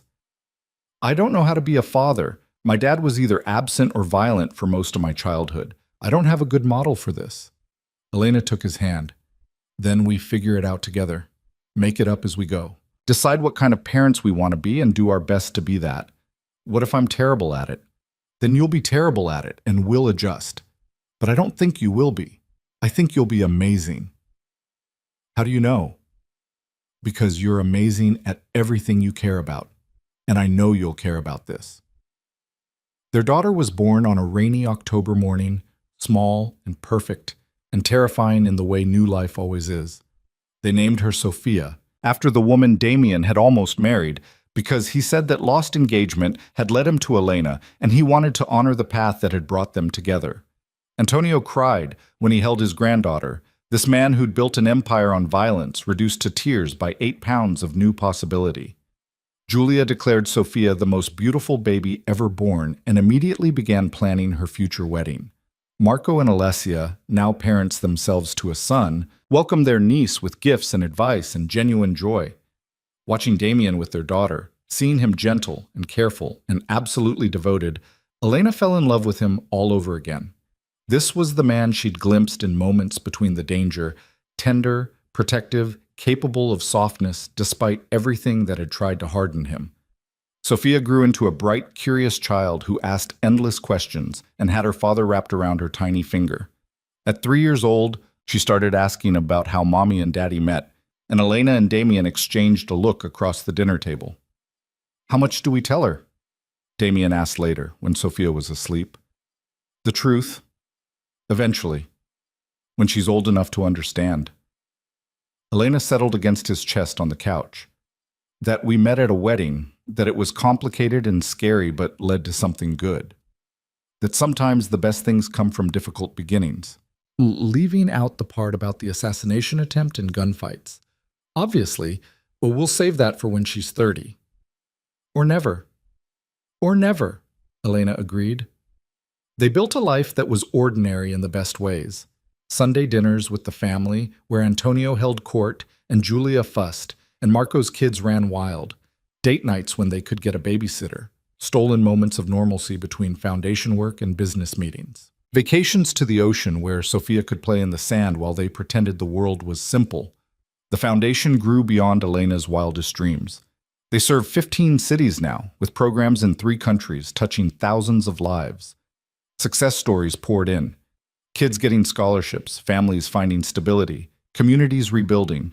Every letter, every grateful parent, every child who got an opportunity they wouldn't have had otherwise made everything worth it. On their 5th anniversary, Damien took Elena back to the villa where they'd met. The same terrace, the same view, but everything different now. 5 years, he said, pulling her close, since my mother grabbed a stranger and changed my life. Changed both our lives. Do you ever think about what would have happened if you'd said no that day? If you'd walked away instead of agreeing to her insane plan? Elena thought about it. The life she would have lived, safe and small and predictable. The love she never would have found, the purpose she never would have discovered, the person she never would have become. Sometimes, she admitted, but I always come back to the same conclusion, which is that I'm glad I didn't. That saying yes to your mother's desperation was the best decision I ever made, even when it was terrifying. That you were worth the fear. Are worth the fear, Damien corrected. Present tense. Are worth the fear, Elena agreed, though there's significantly less fear now than there used to be. That's what successful legitimacy looks like. They stood together watching the sunset paint the valley gold and red, the same view that had witnessed the beginning of everything. Elena thought about that scared woman in the borrowed dress, agreeing to a fake engagement because someone asked desperately enough. That woman had no idea what she was walking into, what it would cost her and give her and transform her into. That woman would never believe where she'd end up, married to the man she'd pretended to love, running a foundation built from criminal proceeds, raising a daughter in the safest version of a dangerous world. Would never believe she could be this happy, this certain, this completely at peace with choices that had seemed insane at the time. Thank you, Elena said suddenly. For what? For being worth it. For becoming someone I could actually love instead of just pretend to love. For building this life with me. Damien turned her to face him, his hands framing her face the way they had that first real kiss in his apartment. I should be thanking you. You saved my life in more ways than one. Gave me something to live for beyond obligation and legacy. Showed me what love could look like when it was real. We saved each other. Yeah, we did. He kissed her there on the terrace where violence had erupted 5 years ago, where blood had been spilled and lives had changed and everything had started. But the violence was gone now, replaced by something softer, something that had grown in the spaces between fear and trust, between lies and truth, between strangers and soulmates.